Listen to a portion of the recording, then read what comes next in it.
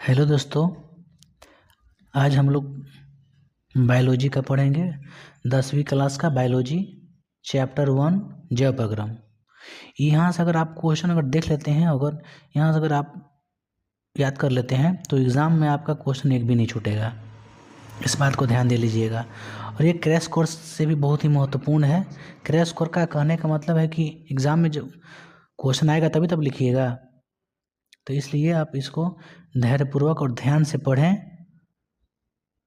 बहुत फायदेमंद है आप लोग के लिए। बायोलॉजी का चैप्टर 1 जैव प्रक्रम।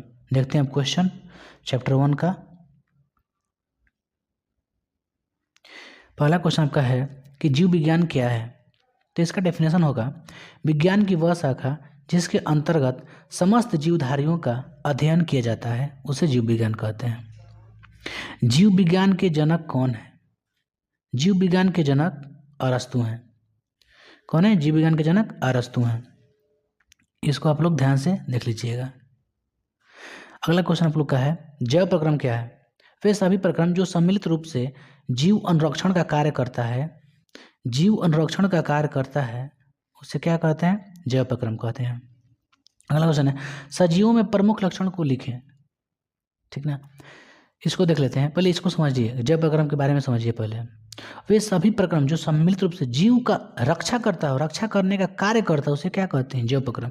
जैसे अगर आपको जीना है तो आपको भोजन करना है, भोजन लेना है, सांस लेना है, पानी पीना है, तभी तो आपका अनुरक्षण होगा। उसी के सम्मिलित रूप को क्या कहते हैं? जैव प्रक्रम कहते हैं। नेक्स्ट आपका क्वेश्चन है, सजीव में प्रमुख लक्षण को लिखें। सजीव के प्रमुख लक्षण को लिखें। इसका पहला क्या है? तो पहला आपका भोजन ग्रहण करना, दूसरा है सांस लेना, तीसरा है उत्सर्जन करना और वृद्धि करना और गति करना। ये सब क्या है? सजीवों का लक्षण है आपका। आगे देखते हैं, पोषण। नेक्स्ट आपका है पोषण, न्यूट्रिशन। न्यूट्रिशन क्या है?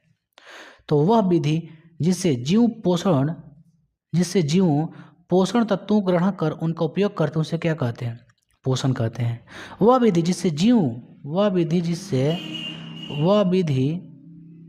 जिससे जीव पोषण तत्वों को ग्रहण कर उनका उपयोग करते हैं उन्हें क्या कहते हैं? पोषण कहते हैं। ठीक है, आगे देखते हैं, पोषक तत्व क्या है? पोषक तत्व उस तत्व को कहा जाता है जिससे जीव को ऊर्जा मिलती है। जैसे भोजन क्या है? पोषक तत्व है। इससे क्या होता है? इससे हमको रक्षा मिलता है और ऊर्जा भी मिलता है।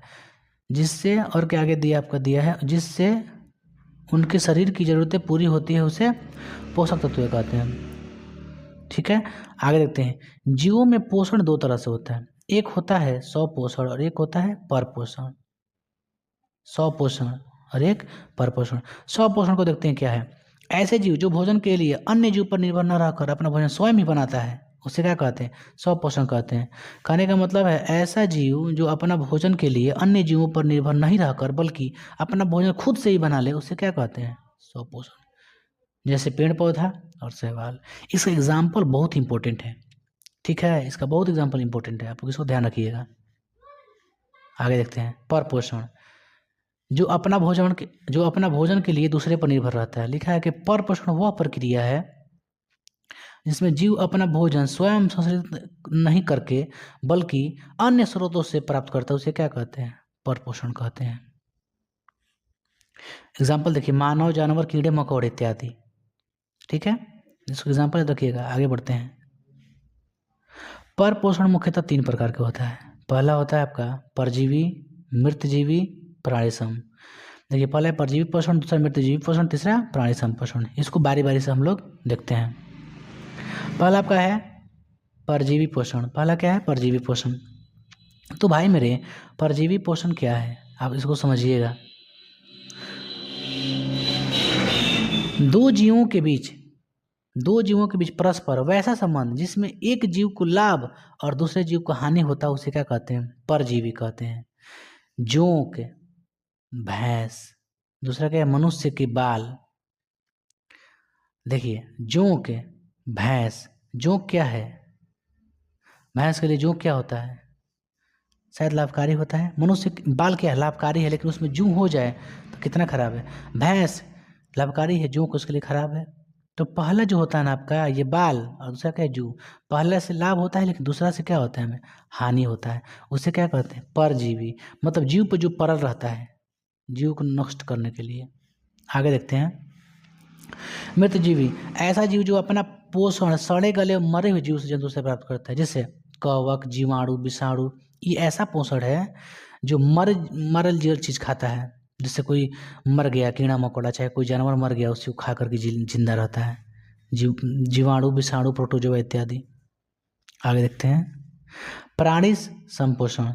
तो प्राणी संपोषण में क्या है आपका वैसा पोषण जिसमें प्राणी अपना भोजन ठोस या तरल के रूप में जंतुओं के भोजन ग्रहण करने की विधि द्वारा ग्रहण करने उन्हें प्राणी जैसे अमीबा क्या करता है, अमीबा अपना भोजन कुटपात द्वारा ग्रहण करता है। मेढक मनुष्य ये सब ठोस या तरल के रूप में जंतुओं के भोजन ग्रहण करने की विधि द्वारा ग्रहण, जिस तरह से जंतु ग्रहण करते हैं उस तरह से ये भी करता है। अमीबा ठोस चीज खा जाता है सब। मनुष्य इंसान में जैसे हम लोग हैं तो हम लोग चावल खाते हैं ना बहुत मजबूत चीज खा लेते हैं, अमरूद वगैरह खा लेते हैं, फ्रूट्स खा लेते हैं, ये सब भी खा लेता है।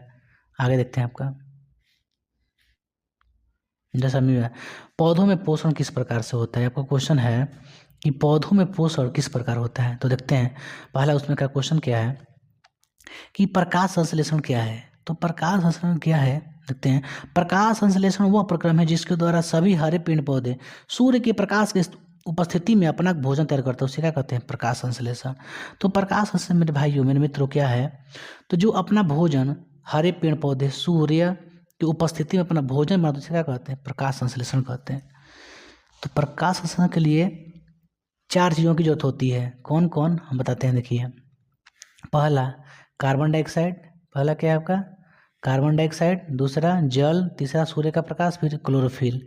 जो सूर्य का जो पेड़ पौधों का पत्ता रंग लाल हरा होता है ना, तो हरा किस कारण होता है तो क्लोरोफिल के कारण। क्लोरोफिल के कारण ही क्या होता है पत्तों का रंग हरा होता है। देखिए ये एग्जाम में पूछता नहीं लिखना लिख दिए हैं कि प्रकाश संश्लेषण का सूत्र क्या होता है 6CO2 plus 12H2O arrow C6H12O6 plus 6O2 plus 6H2O। दोनों का देखिएगा ना द्रव्यमान तो इक्वल है दोनों का तत्व एलिमेंट ही सब। आगे देखते हैं प्रकाश संश्लेषण की क्रिया में सूर्य का प्रकाश, प्रकाश संश्लेषण की क्रिया में कहाँ गया क्वेश्चन आपका।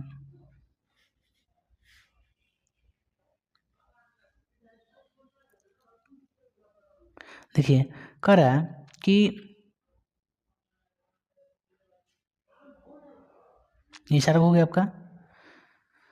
अगला है आप लोग का कि प्रकाश संश्लेषण की क्रिया में सूर्य का प्रकाश आवश्यक होता है क्यों। देखते हैं ये भी इंपॉर्टेंट क्वेश्चन आप लोग के लिए है। प्रकाश संश्लेषण की क्रिया के लिए सूर्य का प्रकाश अति आवश्यक है। इस बात को प्रबंध करने के लिए प्रमुख सामग्री लीजिए। देखिए एग्जाम में आता है तो 5 नंबर का आता है कि आखिर सूर्य का प्रकाश क्यों जरूरी है प्रकाश संश्लेषण के लिए। इसके लिए 4 चीज आपके पास उपस्थित होना चाहिए। पहला गमला में लगा पौधा, और दूसरा एल्कोहल, तीसरा आयोडीन, और चौथा क्या आपका है काला कागज। ये सब है। हम देखते हैं क्रियाकलाप क्रिया विधि। गमला में लगा पौधों को 2-3 दिन तक के लिए अंधेरा कमरा में रख देंगे ताकि पत्ती स्टार्च रहित हो जाए। इससे कहने का मतलब है कि गमले का जो लगा पत्ता है उसको अंधेरे कमरे में रखना है, इसको बंद कर देना है आपको गमला लेकर के। ठीक है। उसके बाद पत्ती के आधे भाग को काला कागज एवं क्लिप की सहायता से ढक दे। जो पत्ती है उसका आधा भाग ढक देना है आपको काला काला कागज एक कपड़ा ले लीजिए ढक दीजिए उसको क्लिप से। आगे क्वेश्चन आप लोग का है कि इसके बाद गमला में लगा पौधा को 3-4 घंटे के धूप में छोड़ देंगे। ढकने के बाद उसको धूप में छोड़ेंगे। ठीक है। अच्छा फिर कह रहा है कि पत्ती को तोड़कर जल से भरे बीकर में डाल देंगे। ठीक है। और उसमें अल्कोहल मिला देंगे फिर गर्म करेंगे। तब क्या होगा तो अब पत्ती को बाहर निकाल कर साफ पानी से धो लेंगे। धो दिए। अब इस पत्ती पर आयोडीन का घोल गिराकर नमक का घोल गिराकर ठीक है देखने से पता चलता है कि पत्ती का ढका हिस्सा काला नीला ना होकर सफ़ेद हो गया। बताइए काला नीला ना होकर सफ़ेद हो गया जबकि शेष भाग काला नीला हो जाता है। अतः प्रमाणित होता है कि सूर्य का प्रकाश पौधों के लिए अति आवश्यक है। यहाँ तक आपको लिख देना है तब आपको 5 नंबर क्वेश्चन का नंबर मिलेगा, नहीं तो नहीं मिल पाएगा। आगे देखते हैं। अगला क्वेश्चन है आपका प्रकाश संश्लेषण में कितनी अवस्थाएं होती है। तो इसका आपका आंसर होगा तो 2 अवस्थाएं होती है प्रकाश क्रिया दूसरा अप्रकाशिक क्रिया। पहला है प्रकाशिक क्रिया, दूसरा अप्रकाशिक क्रिया। तो प्रकाशिक क्रिया क्या है? प्रकाश की उपस्थिति में संपन्न होने वाली क्रिया को ही प्रकाशिक क्रिया कहते हैं, जो प्रकाश की उपस्थिति में संपन्न हो। इसे हिल रिएक्शन भी कहा जाता है। अगला क्या है? जो प्रकाश की अनुपस्थिति में क्रिया हो, उसे क्या कहते हैं? अप्रकाशिक क्रिया कहते हैं। आपका ये हो गया, ठीक ना? आपका यहाँ तक। आगे देखते हैं, ठीक है। देखते हैं अप्रकाशिक क्रिया हो गया नहीं। अगला देखते हैं आपका उपापचय क्या है, इसको देखते हैं। सजीवों के शरीर में संपन्न होने वाली सभी रासायनिक प्रक्रिया को क्या कहते हैं? उपापचय। मेटाबॉलिज्म क्या कहते हैं? मेटाबॉलिज्म। ये आपका है सही आंसर। अगला क्वेश्चन है उपापचय की कितनी विधियां हैं? तो इसकी विधियां कितनी हैं? 2 है, एक उपापचय एक अपचय। इसमें अणु जुड़ता है, इसमें टूटता है। उपापचय में क्या होता है? जुड़ता है, और अपचय में अणु टूटता है। जैसे उपचयन में ऑक्सीजन जुड़ता है, अपचयन में ऑक्सीजन टूटता है। उसी प्रकार है। देखिए जंतुओं में पोषण के कितने चरण से संपन्न होते हैं, ये देखना आपको। पौधे अपना पोषण के लिए आत्मनिर्भर होते हैं, जबकि जीवधारी पेड़ पौधों पर निर्भर रहते हैं। ऐसे जीव जो अपना पोषण दूसरे जीवों से प्राप्त करते हैं, उसे परपोषी या विषमपोषी कहा जाता है। जो दूसरे पर रहते हैं, रहता है, वही उसी को बोलने का चाहिए परपोषी या विषमपोषी। जंतुओं में पोषण कई चरणों से संपन्न होता है। पहला आपका है सूक्ष्म जीव में पोषण, मानव में पोषण। सबसे पहले सूक्ष्म जीव में देखते हैं। पहले सूक्ष्म जीव में देखते हैं किसको? अमीबा को देखते हैं, ठीक है। देखिए पहले ये जो है आपका, इसका भोजन यहाँ पे रखा गया है। इसका भोजन कहाँ है? यहाँ है, ठीक है। और ये अमीबा है, ठीक है। अमीबा क्या हो गया कि अमीबा के पास धीरे धीरे खाद्य क्या हो गया? खाद्य सामग्री इसके नज़दीक आ गया। देखिए ये उंगली नुमा कर दिया, ठीक है। इसको कहते हैं क्या? कुटपाद कहते हैं। क्या कहते हैं? कुटपाद। इसको कुटपाद कहते हैं, ठीक है। कुटपाद तो इसका कर दिया, ग्रहण कर दिया, ये भोजन है उसका है। और धीरे धीरे भोजन क्या करते हैं? निकल गया। देखिए यहाँ पर निकल गया ना, अंतग्रहण कर लिया। अंतग्रहण के बाद ये खाना का हो जाए पाचन। अब खाना का होगा पचेगा, ठीक है। तो पहले क्या होता है? अंतग्रहण, फिर पाचन, फिर अवशोषण, फिर स्वांगीकरण। पचने के बाद क्या क्या होता है? अंतग्रहण। पहले आदमी भोजन लेगा अमीबा, ठीक है। क्या करेगा? भोजन लेगा, ठीक है। भोजन लेने के बाद मेरे भाई ऊपर से कैसे आ गया यार, ठीक है।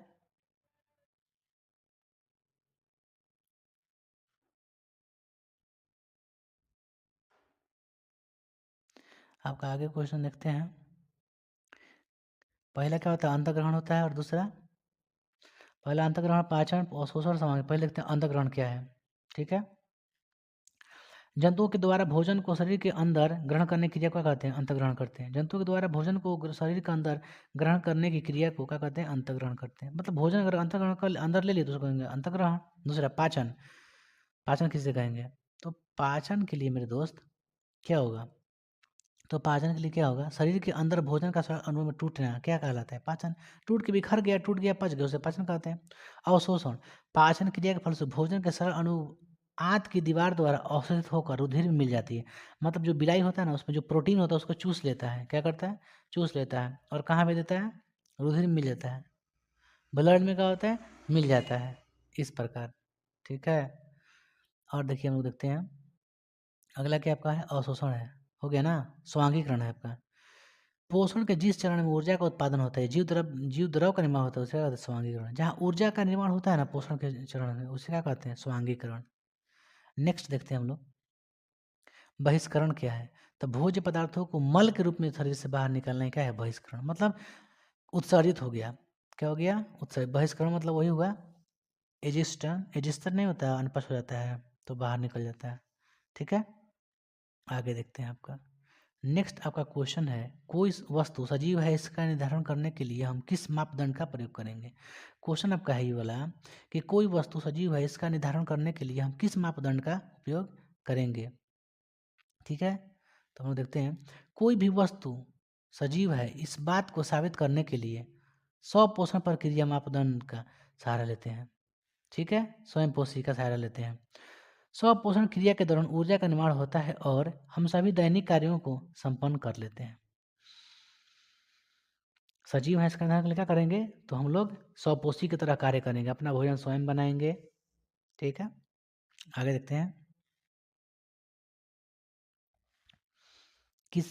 किसी जीव द्वारा कौन सी, ठीक है,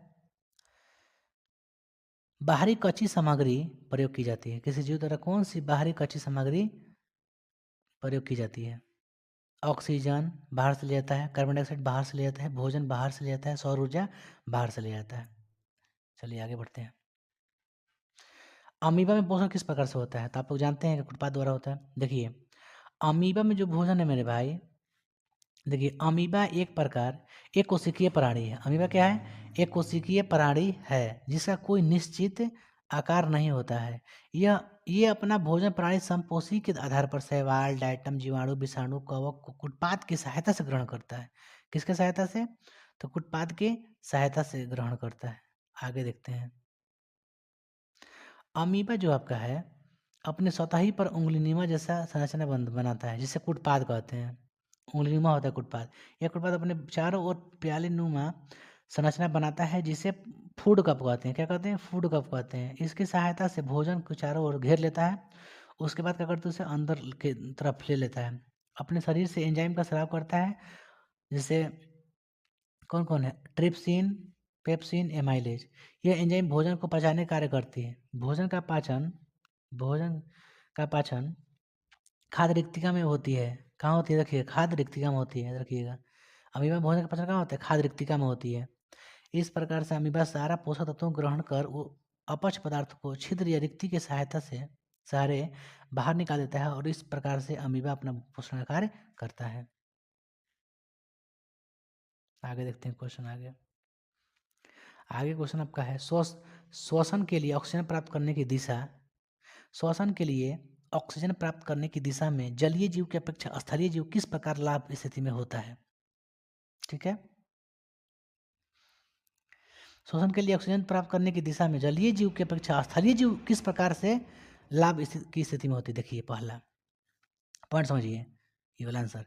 जलीय जीव जल में घुला हुआ ऑक्सीजन का उपयोग करते हैं। वायु में उपस्थित ऑक्सीजन की मात्रा बहुत ज़्यादा पाया जाता है, जबकि जल में घुला ऑक्सीजन की मात्रा बहुत कम पाया जाता है। स्थलीय जीवों को अपना दैनिक कार्य करने के लिए ज़्यादा से ज़्यादा ऊर्जा की आवश्यकता होती है, इसलिए श्वसन अंग विशेष रूप में पाए जाते हैं। अतः इस सिर्फ श्वसन क्रिया में स्थलीय जीव अधिक लाभ में होते हैं, क्योंकि उससे अधिक श्वसन मिलता है, ऑक्सीजन मिलता है जलीय जीव की अपेक्षा। ठीक है, मानव में पोषण, देखिए पहले मानव का आप लोग फिगर बना लीजिएगा। ठीक है, देखिए ध्यान से, इसको बोलते हैं क्या चाहिए, लार ग्रंथि। मुंह में क्या पाया जाता है, लार ग्रंथि। लार ग्रंथि से क्या निकलता है, लार स्रावित होता है। इसको कहते हैं मुख्य, क्या कहते हैं, मुख्य कहते हैं इसको। इसको बोलते हैं ट्रैकिया। ये क्या होता है, सी कार्टिलेज जैसा होता है। उसके नीचे क्या होता है, डाइफार्म होता है। क्या होता है, डाइफ्राम होता है। ठीक ना, डाइफ्राम होता है। उसके नीचे क्या होता है, देखिएगा, बड़ा सा क्या होता है, यकृत होता है। फिर पीत की थैली होती है, उसी में छोटी आंत ये बीच में होता है, बड़ी आंत ये हो गया आपका। ठीक है, ये प्लीहा हो गया, अमाशय हो गया, अग्नाशय हो गया, कोलन हो गया, एक रेक्टम हो गया, रेक्टिकुलम। यहाँ पे अपेंडिक्स हो गया ना। तो यहाँ पे होता है आपको मानव में पोषण। पहले मुख से ही स्टार्ट हो जाता है मानव में पोषण। चलिए बारी बारी सीखते हैं कि मानव में पोषण किस तरह से होता है, पाचन क्रिया किस तरह से होता है। ठीक है, फिगर बना लीजिए अच्छी तरह से। आहार नाल पहले देखते हैं। आहार नाल किसको होता है, आहार नाल एक लंबी कुंडली से रचना होती है, जिसकी लंबाई लगभग 8 से 10 मीटर होती है। इसकी शुरुआत मुख्य गुहा से होकर मल द्वार तक जाती है। मतलब मुख्य गुहा से लेकर कहाँ तक, मल द्वार तक।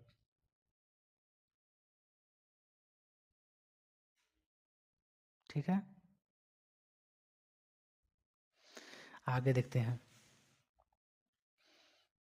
मनुष्य में भोजन का पाचन, तो मनुष्य में भोजन का पाचन पहले देखते हैं। मुख्य गुहा आहार नाल के, देखिए, मुख्य गुहा आहार नाल के सबसे पहला अंग है, उसी में पहले पाचन होता है। पाचन की शुरुआत मुख्य से ही होती है। मुख से ही होती है। मुख जिस गुहा में जाकर खुलती है उसे मुख गुहा कहते हैं। गुहा का मतलब होता है खाली जगह, ठीक है, कहते हैं। इसमें दांत, जीभ, लार ग्रंथि पाई जाती है। इसमें दांत का कार्य भोजन को छोटे छोटे टुकड़ों में काटना और लार ग्रंथि से लार साबित होना। क्योंकि लार में टाइलिन या एमाइलेज, याद रखिए एग्जाम में पूछता है कि लार में कौन सा एंजाइम पाया जाता है, क्या कहिएगा, टाइलिन, एग्जाम में पूछता है, ठीक है, टाइलिन। आगे देखते हैं। चूंकि लार में टाइलिन या लार एमाइलेज नामक एंजाइम पाया जाता है, इसके बाद भोजन आमाशय में पहुंचता है। दूसरा देखते हैं, ग्रास नली। यह नली के आकार की संरचना होती है जो भोजन के आमाशय में भेजने का कार्य करती है। भोजन कहाँ भेजती है, आमाशय में भेजने का कार्य करती है ग्रास नली, ठीक है, या ग्रसनी से कहते हैं। यह किसी भी एंजाइम का स्राव नहीं करता है, एंजाइम का स्राव नहीं करता है।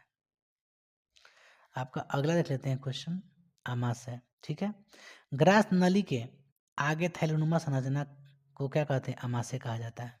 सोच लीजिए, ग्रास नली के आगे क्या होता है, थैलोनुमा संरचना होता है, जिसे क्या कहते हैं, आमाशय कहा जाता है। इसी को पेट बोला जाता है, जिसका आकार अंग्रेजी के सी जैसा होता है, इससे होता है, जे आकार का होता है, सॉरी जे आकार का होता है।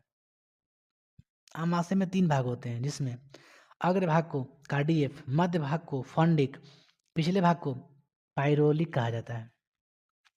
आमाशय में जो भोजन होता है मेरे भाई, आमाशय में भोजन 3 से 4 घंटे तक रहता है। आमाशय गाढ़ा लेयी पदार्थ को काइम कहा जाता है।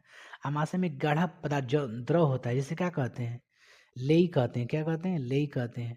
जबकि तरल पदार्थ को चाइल कहा जाता है, तरल पदार्थ को चाइल कहा जाता है। आमाशय स्पेसीज और लाइपेज एंजाइम का स्राव करती है। सोच लीजिए, लाइपेज एंजाइम कहाँ स्रावित होती है, तो आमाशय से। आमाशय में एसीएल पाया जाता है। आमाशय में क्या पाया जाता है, एसीएल, हाइड्रोक्लोरिक अम्ल, बहुत ही खतरनाक होता है भाई मेरे, याद रखिएगा। जो एसीएल होता है आपका, बहुत ही खतरनाक होता है। अगर हाथ में निकाल कर रख दीजिएगा, हाथ को जला देगा, इतना शरीर में हम लोग का खतरनाक एसिड है, अम्लों का राजा है। कौन है, H2SO4 है। आगे देखते हैं, यकृत क्या है। देखिए, तो यकृत जो है, यह शरीर की सबसे बड़ी ग्रंथि होती है। भार के विचार से यह सबसे बड़ा होता है। इसका वजन लगभग 1.5 kg तक होता है। कितना केजी होता है, 1.5 kg होता है। यकृत से पीत रस का स्राव होता है, जो भोजन को क्षारीय बनाने का कार्य करती है। पीत रस जो निकलता है उससे भोजन का होता है क्षारीय, ताकि पचने में काम करे, जो वसा का विखंडन करने के लिए तैयार करता है। पीत रस जो है क्या करता है, तो भोजन को तोड़ने काम करता है, मीन्स वसा को, ठीक है। अगले देखते हैं अग्नाशय। यह आमाशय और छोटी आंत के बीच में स्थिर होता है। सोच लीजिए, आपका छोटी आंत अंदर होता है, बड़ी आंत ऊपर होता है, इससे,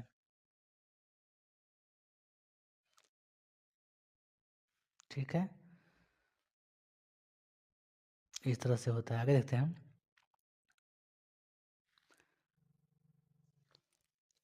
देखिए अग्नाशय का काम क्या है। यह आमाशय और छोटी आंत के बीच में स्थिर रहता है। इसमें ले लाइपेज, इसमें से लाइपेज नामक एंजाइम का स्राव होता है। इसका मुख्य काम क्या होता है, वसा का अम्ल में बदलना, वसा को अम्ल में बदलना। आगे देखते हैं, छोटी आंत। आहार नाल का बड़ा भाग छोटी आंत ही होता है। इसकी लंबाई 6 से 7 मीटर तक होती है तथा इसकी चौड़ाई 2.5 मीटर तक होती है। इसमें भोजन मिले हुए सिर्फ वसा का पाचन होता है, ठीक है, वसा का पाचन होता है। आगे देखते हैं, आगे क्वेश्चन देखते हैं आप लोग का। इस भाग में भोजन का अंतिम रूप से पाचन समाप्त होता है। छोटी आंत में मुख्य भोजन पचता है, याद रखिए, भी क्वेश्चन है। भोजन पूर्णतः कहाँ पचता है, तो भोजन पूर्णतः छोटी आंत में पचता है, याद रखिएगा, छोटी आंत में, ठीक है। आगे बढ़ते हैं, बड़ी आंत, यह पाचन तंत्र का सबसे क्या है, सबसे अंतिम भाग है, जहाँ सिर्फ अपशिष्ट पदार्थों में मिले हुए पानी या जल को अवशोषण कर लिया जाता है और बचे हुए अपशिष्ट पदार्थों को मल द्वार के रास्ते बाहर, मतलब उत्सर्जित करता है ये। मोटा बात क्या करता है, उत्सर्जित करता है। आमाशय में एचसीएल की भूमिका क्या है, भी एक क्वेश्चन आपका है, देखिए लिखा भी है, भी आई, ठीक है। देखते हैं, आमाशय में एचसीएल अम्ल की बहुत बड़ी भूमिका होती है। यह हमारे शरीर से प्रतिदिन 3 लीटर स्रावित होता है। हमारे हमारे शरीर से कितना प्रति लीटर स्रावित होता है, तो 3 लीटर। सोच लीजिए, हमारे शरीर से प्रतिदिन कितना स्रावित होता है, 3 लीटर होता है, जिसका प्रमुख कार्य हानिकारक जीवाणु को नष्ट करना और रोगों से सुरक्षा प्रदान करना। आमाशय के जठर ग्रंथि से जठर रस का पेप्सिन एंजाइम में स्राव होता है, जो प्रोटीन के जटिल अणुओं का करता है, छोटे छोटे खंड में तोड़ देता है, जिसे पेप्सिन कहते हैं, चाहे पेप्टिन कोई कहता है, पेप्टोन कहता है। अगला आप लोग का है दांत। दांत के बारे में समझे थोड़ा, ठीक है। दांत के अध्ययन को ओडोंटोलॉजी कहते हैं। दांत के अध्ययन को कहते हैं ओडोंटोलॉजी कहते हैं, ठीक है। और दांत में दो परत होती है, एक इनामेल, एक डेंटाइन। ऊपरी परत को क्या कहते हैं? इनामेल, और निचली परत को डेंटाइन, ठीक है। तो इनामेल जो है कैल्शियम फॉस्फेट का बना होता है, ठीक है। और उसके नीचे सबसे मजबूत होता है कौन? इनामेल। उसके नीचे कौन सबसे मजबूत होता है? इनामेल। उसके नीचे कमजोर कौन होता है? डेंटाइन। आगे देखते हैं, ठीक है। फिर कह रहा है क्लोरीन गैस की अधिक मात्रा रहने पर दांत की क्षति होने लगती है, जिससे दांत खोड़ीला हो जाता है। सही बात बा, देखिए ध्यान से। क्लोरीन गैस की कमी से क्या होती है? क्लोरीन गैस की अधिक मात्रा से क्या होती है? तो दांत सड़ जाता है, कैविटी हो जाती है, खोड़ीला। देखिए दांत को चार भागों में बांटे हैं। पहला इंसीजर, कैनाइन, प्रीमोलर, मोलर। कृतक, रदनक, अग्रचवर्णक, चवर्णक। तीथ फार्मूला देखिए लिखा है आपका, तीथ फार्मूला। तीथ फार्मूला बहुत इंपॉर्टेंट नहीं है, इसे तो हम याद कर देंगे, आप लोग गिनवा देंगे, ठीक है। देखिए आई जो होता है ऊपर कितना होता है? 2 होता है। कितना होता है? 2। नीचे भी कितना होता है? 2। तो 2 2 कितना हो गया? 4, ठीक है। कैनाइन कितना होता है?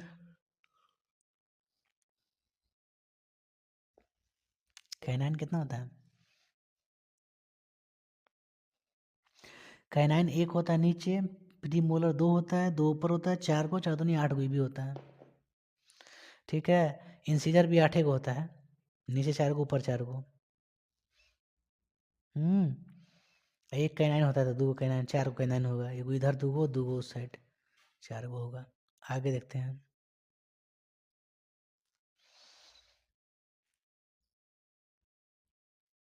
भाई मेरे आगे देखते हैं। बच्चा में देखिए समझिएगा, प्री मोलर नहीं होता है, थर्ड मोलर नहीं होता है बच्चा में। थर्ड मोलर को अकलदाता कहते हैं, लेकिन प्री मोलर नहीं होता है, थर्ड मोलर नहीं होता है बेबी में, ठीक है। आगे देखते हैं, मोलर इसके हिंदी में कहते हैं चौवर्णक। जीवन काल में सिर्फ एक बार निकलता है, यानी कि 12 दांत बस, या एक बार निकलता है मोलर। बाकी 20 दांत 2 बार निकलता है। कितना बार? जिससे क्या कहते हैं? दूध का दांत कहते हैं। 2 बार निकलता है बाकी, यानी टोटल 32 गो होता है ना दांत है, तो 12 गो तो जमते ही नहीं है, 20 गो। 20 दांत जो है वो दोबारा आता है। कितने दांत? दोबारा दांत आता है, कई गो? 20 गो आता है, ठीक है। अच्छा, यानी टोटल कुल कितना हो जाएगा आपका दांत? 32 गो होता है ना, टूट के जम जाता है 20 गो, तो कितना हो जाएगा? 52। कितना हो जाएगा? 52। आगे देखते हैं, दांत क्षरण क्या है? दांत क्षरण क्या है? पानी में फ्लोरीन की मात्रा बढ़ जाने से अनेक जीवाणु कोशिका भोज्य पदार्थ के साथ मिलकर दांतों पर चिपक जाते हैं। पानी में फ्लोरीन की मात्रा बढ़ने के कारण दांत में क्या होना होता है? क्षरण होने लगता है। चूंकि भोजन अम्ल से अभिक्रिया करके दांत की परत को मुलायम कर देता है, इसलिए ज़्यादा मीठे भोजन का सेवन नहीं करना चाहिए। कभी भी रात में मीठा भोजन मत कीजिए, कीजिए तो दांत धोइए, क्योंकि कोलेट अम्ल रहता है, वो क्षारीय कर देता है, ठीक है। आगे देखते हैं, मनुष्य में भोजन का पाचन। देखिए मुख में पाचन होता है, फिर आमाशय, फिर यकृत में। कहाँ कहाँ होता है देख लीजिए, पहले होता है मुख में, फिर आमाशय, यकृत, छोटी आंत, बड़ी आंत। अब मुख में कहाँ? लार में। फिर आमाशय में कहाँ? जठर ग्रंथि में। फिर पित्ताशय में, आंत में, छोटी आंत मतलब आंत में, बड़ी आंत में नहीं होता है। स्रावित पदार्थ, मुख से लार प्राप्त होता है, जठर रस, पित्त रस, आंत रस, म्यूकस। ये पचाता किसको है? भोजन कौन पचन करता है? स्टार्च को, ये दूध को, वसा को, ये ग्लूकोज को। इसमें कौन एंजाइम निकलता है मुख से? Salivary amylase ptyalin. Pepsin uranium मच्छर में पाया जाता है। एमाइलेज, ट्रिप्सिन, लाइपेज, रेप्सिन, ट्रिप्सिन, माल्टेज, लेवेंटेज। ये सब निकलता है कहाँ से? भोजन के पाचन में निकलता है मनुष्य के शरीर से, ठीक है। आगे देखते हैं श्वसन। वायुमंडल से ऑक्सीजन, वायुमंडल से ऑक्सीजन को शरीर की कोशिकाओं तक पहुंचाना शरीर की कोशिकाओं तक पहुंचाना क्या होता है आपका? तो शरीर के अंदर से निर्मित CO2 कार्बन डाइऑक्साइड शरीर से बाहर निकालने के लिए क्या कहते हैं? श्वसन। श्वसन मतलब कुछ ऑक्सीजन लेना और कार्बन डाइऑक्साइड निकालना, क्या कहा जाता है उसे? उसे कहेगा श्वसन। ग्लूकोज, ऑक्सीजन, CO2 प्लस ऊर्जा। ग्लूकोज शरीर में रहता है, भोजन करने से ऑक्सीजन जाके मिल जाता है तो बन जाता है का CO2। CO2 टूट के जो ऊर्जा रहता है ना, ऊर्जा ऊर्जा रहता है शरीर में और CO2 निकल जाता है बाहर। हवा लेते हैं कौन? फेफड़ा। फेफड़ा में कहाँ जाता है? कोशिका में। फॉर्मूला है, याद कर लीजिए इसको। आगे देखते हैं आपका स्वच्छवास क्या है? मनुष्य में सांस लेने और छोड़ने की क्रिया क्या कहते हैं? स्वच्छवास कहते हैं। आगे देखते हैं स्वच्छवास के प्रकार है। निश्वसन, निश्वसन, निश्वसन। निश्वसन मतलब अंदर लेना और निश्वसन मतलब बाहर निकालना। ठीक है, अंदर लेता है कितना? Nitrogen 78%, oxygen 21%। देखिए 78%, 21%, CO2 0.03%। ठीक है, अब बाहर कितना निकलता है? सोडियम 78% सीधे सीधे निकल जाता है, सोडियम में कोई चेंजिंग नहीं। ऑक्सीजन 17% निकल जाता है। ठीक है, और CO2 4% निकलता है। ठीक है, आगे देखते हैं श्वसन अंग क्या है। श्वसन अंग क्या है? स्तनधारी फेफड़ा। स्तनधारी में किससे श्वसन अंग, कौन सा श्वसन अंग है? तो फेफड़ा है। कीट किससे सांस लेते हैं? ट्रैकिया से। जलीय जीव गलफड़ या कुलुम से। मेढक किससे लेता है? फेफड़ा से। भूमि पर रहता है तो, और जल में रहेगा तो त्वचा से लेगा। ठीक है, देखिए मेढक के बच्चा कहते हैं टेडपोल कहते हैं। टेडपोल किससे लेता है? गलफड़ से लेता है। श्वसन के प्रकार देखते हैं। श्वसन मुख्यतः दो प्रकार का होता है, कौन कौन? बाह्य श्वसन, आंतरिक श्वसन। बाह्य श्वसन देखते हैं, बाह्य श्वसन देखते हैं। ठीक है, इसको इस प्रकार external refrigeration, external respiration, respiration. मानव श्वसन तंत्र को देखते हैं। पहले पहले देखते हैं श्वसन मार्ग। क्या देखते हैं? श्वसन मार्ग। वायु किस मार्ग, वायु को जिस मार्ग से अनुसरण करती है उसे क्या कहते हैं? श्वसन मार्ग कहते हैं। बस देखिए, वायु यहाँ आती है, फिर नाक में, नाक से लैरिंग्स, फैरिंग्स होते हुए फैरिंग्स, फिर लैरिंग्स। ठीक ना, और लैरिंग्स ऊपर क्या होता है? एपिग्लोटिक ढक्कन होता है। ठीक है, क्या होता है? एपिग्लोटिक्स ढक्कन होता है। फिर नीचे ये गोल गोल सी लिखा होता है, क्या होता है? ट्रैकिया होता है। ठीक है, उपास्थि बलय भी इसे बोलते हैं। उपास्थि बलय सी आकार का होता है, इस सी आकार का, इसको बोलते हैं ब्रोंकाई। फिर इसमें लगा होता है ब्रोंकियोलस, और फिर इसमें देखिए फूल लिखा लगा है एल्वियोली। Bronchi, ब्रोंकियोलस, alveoli. आगे देखते हैं फेफड़ा दोहरी झिल्ली होती है। फेफड़ा में क्या होती है? दोहरी झिल्ली होती है, जिसे प्लूरा मेम्ब्रेन कहते हैं। क्या कहते हैं? Pleura membrane.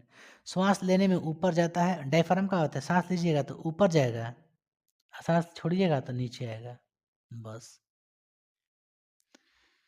आगे देखिए एल्वियोली क्या करता है? हीमोग्लोबिन को लेता है, ऑक्सीजन, हीमोग्लोबिन जो होता है ऑक्सीजन को लेता है और कहाँ भेज देता है? शरीर के सगरी पार्ट्स में दे देता है। एल्वियोली क्या करता है? वायु कोष्ठक है, इसमें ही वायु जाके भरता है, यही फूलता है तो लगता है कि चेस्ट फूल रहा है। ठीक है, तो ब्लड में हीमोग्लोबिन जो रहता है ना, वही लेके जाता है बाहर से ऑक्सीजन को शरीर में। ठीक है, हीमोग्लोबिन लेके जाता है ऑक्सीजन को शरीर से बाहर। ठीक है, देखिए पहले कहाँ था ऑक्सीजन? नासा छिद्र, फिर फैरिंग्स, फिर एपिग्लोटिक ढक्कन, लैरिंग्स, ट्रैकिया, ब्रोंकाई, ब्रोंकियोलस, एल्वियोली, फिर डायफ्राम, फिर लंग्स। बारी बारी से सब देख लेते हैं। ठीक है,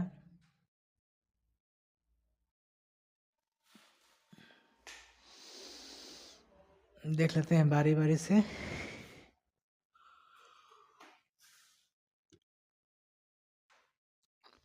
पहला है क्या?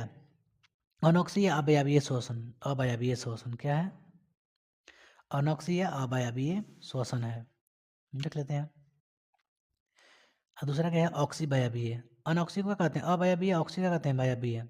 ठीक है, अनोक्सी पर देखते हैं डेफिनेशन। जिस श्वसन में ऑक्सीजन की अनुपस्थिति हो, उसे अनोक्सी श्वसन। जो ऑक्सीजन की उपस्थिति में श्वसन नहीं करता है, किसी में करता है? तो ऑक्सीजन को अनुपस्थिति में श्वसन करते हैं, उसे क्या कहते हैं? अनोक्सी श्वसन कहते हैं। क्या कहते हैं? अनोक्सी श्वसन कहते हैं। अगला है ऑक्सी श्वसन। जो पहले इसमें देखिए नोट में लिखे हैं बीबीआई में, ऑक्सीजन के अभाव में हमारे पेशियों में लैक्टिक अम्ल जमता है। बाबू एग्जाम में पूछता है कि ऑक्सीजन के अभाव में क्या होता है, तो लैक्टिक अम्ल जमता है, जिससे हमारा जो पैर उर होता है वो हाली मूव नहीं कर पाता है, जाम हो जाता है, थकावट जैसा लगने लगता है, इसलिए रेस्ट करने के बाद लैक्टिक अम्ल खत्म हो जाता है। दूसरा रहते हैं ऑक्सीशोषण। ठीक है, देखिए श्वसन की भी अभिक्रिया जिनके लिए ऑक्सीजन का आवश्यक जिसके लिए ऑक्सीजन का आवश्यक हो उसे क्या कहते हैं, ऑक्सीश्वसन, जिसमें ऑक्सीजन क्या जरूरी हो। ऑक्सीजन होता कहाँ है, तो माइटोकॉन्ड्रियम होती है, कहाँ होती है, माइटोकॉन्ड्रियम होती है। ठीक है, आगे देखते हैं अनऑक्सिक श्वसन क्या है। तो भाई मेरी अनऑक्सिक श्वसन कोई खास नहीं है, आपको समझने का फिर है। देखिए इसमें ऑक्सीजन उपस्थित नहीं होता है, ये कोशिका द्रव में होता है, और कोशिका द्रव में क्या भरा रहता है, ग्लूकोज। ग्लूकोज जाता है, उसमें कितना एटीपी बनाता है, 4 एटीपी। एटीपी का फुल फॉर्म क्या है, एडिनोसाइन ट्राइफॉस्फेट। एडिनोसाइन ट्राइफॉस्फेट क्या है, एडिनोसाइन ट्राइफॉस्फेट। ग्लूकोज कितना लेता है, 2 एटीपी लेता है। ग्लूकोज में कितना एटीपी रहता है ऊर्जा, 2 एटीपी। उस अगर ग्लूकोज को तोड़िएगा तो उसे क्या कहते हैं, ग्लाइकोलाइसिस। ठीक है, और जब टूट कैसे बनता है, तो बनता है पायरुवेट अम्ल, 2 एटीपी। अच्छा 2 एटीपी क्या हो गया, हमको प्रॉफिट हो गया कितना, 2 एटीपी प्रॉफिट हो गया। आगे देखते हैं। अच्छा ऑक्सीश्वसन में ऑक्सीजन उपस्थित रहता है, ये माइटोकॉन्ड्रियम होता है। इसमें क्या होता है, पायरुवेट जो अम्ल होता है ये पाया, तो उसमें क्या था, क्या था उसमें, ग्लूकोज था, इसमें पायरुवेट अम्ल था। इसमें जो पायरुवेट अम्ल है, पायरुवेट P1 पायरुवेट अम्ल 18 एटीपी, फिर P2 18 एटीपी निर्माण करता है, फिर 30 टोटल कितना हो गया, 36, कितना हो गया, 36, और 2 एटीपी उसका कितना हो जाएगा, 38 एटीपी। तो याद रखिएगा एग्जाम में पूछता है कि ऑक्सीश्वसन में कितना एटीपी बनता है, तो कहिएगा 38। ठीक है, क्या कहिएगा, 38, है ना। अगर उसमें कहेगा अनऑक्सी में, तो क्या कहिएगा, 2, क्या कहिएगा, 2। ठीक ना, क्या कहिएगा, 2। आगे बढ़ते हैं। अनऑक्सी श्वसन तथा ऑक्सीजन में अंतर देख लेते हैं। ठीक है, बहुत जरूरी है। देखिए ये क्या होता है, ऑक्सीजन को अनुपस्थिति में, ये उपस्थिति में, ये श्वसन का पहला चरण, ये द्वितीय चरण। ये ग्लूकोज का आंशिक विखंडन करता है, थोड़ा सा विखंडन करता है, ये पूरा विखंडन कर तोड़ देता है ग्लूकोज को। ये करता है तो 2, ये करता है तो 38 मिलता है, ये 2। आगे बढ़िए। यह कोशिका द्रव में होता है, ये कहाँ होता है, कोशिका, ये कहाँ होता है, ये कोशिका द्रव, ये माइटोकॉन्ड्रियम होता है। यह कम ऊर्जा बनाता है, ये क्या करता है, यह कम ऊर्जा बनाता है, यह अधिक ऊर्जा बनाता है। इसमें 2 एटीपी का निर्माण होता है, इसमें 38 एटीपी का निर्माण होता है। याद रखिएगा अनऑक्सी में कितना एटीपी, तो अनऑक्सी में भाई मेरे 2 एटीपी। ठीक है, और उसमें कितना होता है, 38, क्या होता है, 38 एटीपी। आगे देखते हैं। इसमें CO2 plus carbon dioxide plus जल का निर्माण नहीं होता है। इसमें जल का और CO2 का निर्माण नहीं होता, लेकिन इसमें होता है। ये भी एक कॉमन चीज़ है अंतर में, कि आपका ऑक्सीश्वसन में CO2 प्लस जल दोनों का होता है, बनता है, निकलता है। आगे देखते हैं आपका किण्वन। क्या देखते हैं, किण्वन। अनऑक्सीश्वसन का वह प्रक्रम अनऑक्सीश्वसन का वह प्रक्रम जो जाइमेज एंजाइम के प्रभाव में होता है, तथा जिसमें ग्लूकोज, किण्वन का मतलब सुनिए शॉर्ट में क्या होता है, किण्वन मतलब होता है सड़ाना। बायोलॉजी में क्या होता है, सड़ाना को क्या कहते हैं, किण्वन। सड़ाना को क्या कहते हैं, किण्वन। क्या कहते हैं, किण्वन। क्या कहते हैं मेरे भाई, तो किण्वन कहते हैं। याद रखिएगा क्या कहते हैं, किण्वन। ऐसे फर्टिलाइज फर्टिलाइज होता है। ठीक है, देखिए किण्वन के बारे में समझते हैं। तो अनऑक्सीश्वसन का वह प्रक्रम जो जाइमेज एंजाइम के प्रभाव में होता है, तो जिसमें ग्लूकोज के टूटने के फलस्वरूप पूर्ण रूप से इथाइल अल्कोहल तथा ऊर्जा उत्पन्न करता है, उसे क्या कहते हैं, किण्वन। एग्जाम में पूछता है किण्वन के बारे में। किण्वन का देखिए फार्मूला क्या है, ये ग्लूकोज का फार्मूला दे रखिएगा। ग्लूकोज का फार्मूला क्या होता है, C6H12O6। ये किसका होता है, ग्लूकोज का।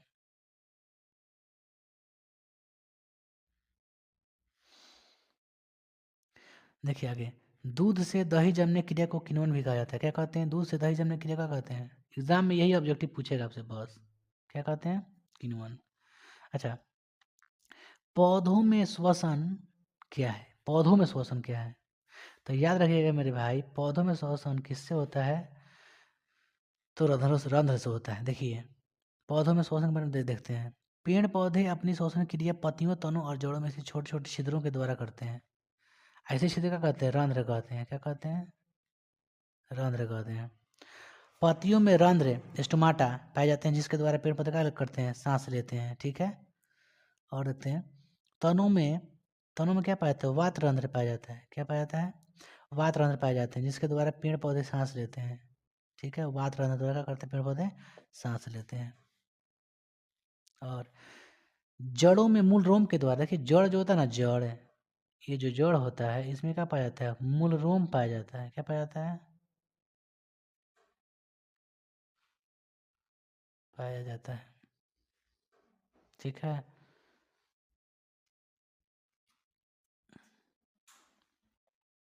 आगे देखते हैं। तो मूलरोम के बारे में देखते हैं। आदान, देखिए जड़ों में मूलरोम के द्वारा गैसों का क्या होता है? आदान प्रदान होता है। मूलरोम के द्वारा ही गैस का आदान प्रदान होता है। पेड़ पौधों में श्वसन क्रिया बहुत मंद गति से होती है। पेड़ पौधों में श्वसन क्रिया क्या होती है? बहुत ही धीमी गति से होती है। पेड़ पौधे भी श्वसन क्रिया में कार्बन डाइऑक्साइड गैस लेते हैं और ऑक्सीजन छोड़ते हैं, है ना।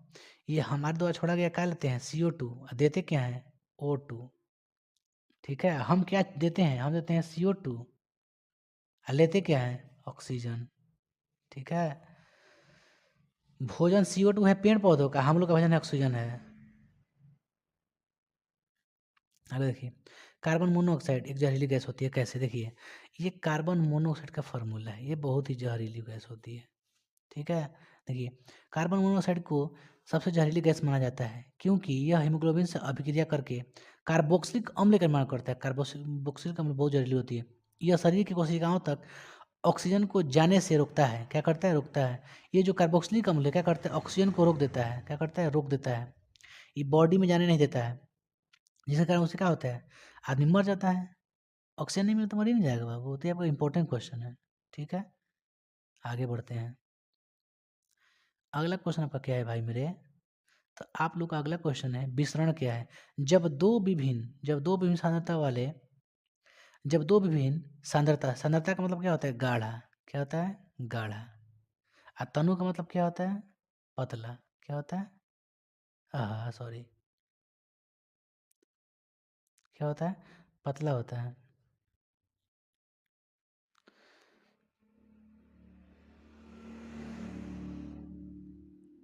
तनु को बोले हैं। देखिए, जब दो विभिन्न सांद्रता के पदार्थ एक दूसरे के संपर्क में आते हैं तो कम सांद्रता वाले पदार्थ अधिक सांद्रता वाले पदार्थ की ओर गति करता है। माने जो कम गाढ़ा रहेगा वो ज़्यादा गाढ़ा गाढ़ा की तरफ का गति करेगा। उसे क्या कहते हैं? विसरण। विसरण मतलब फैलना। स्पष्ट ही समझिए। आगे देखते हैं। आगे है आप लोग का कि परासरण क्या है। देखिए क्वेश्चन क्या आपका है? परासरण, जब उच्च सांद्रता वाले पदार्थ निम्न सांद्रता वाले पदार्थ की ओर गति करते हैं उसे क्या कहते हैं? परासरण।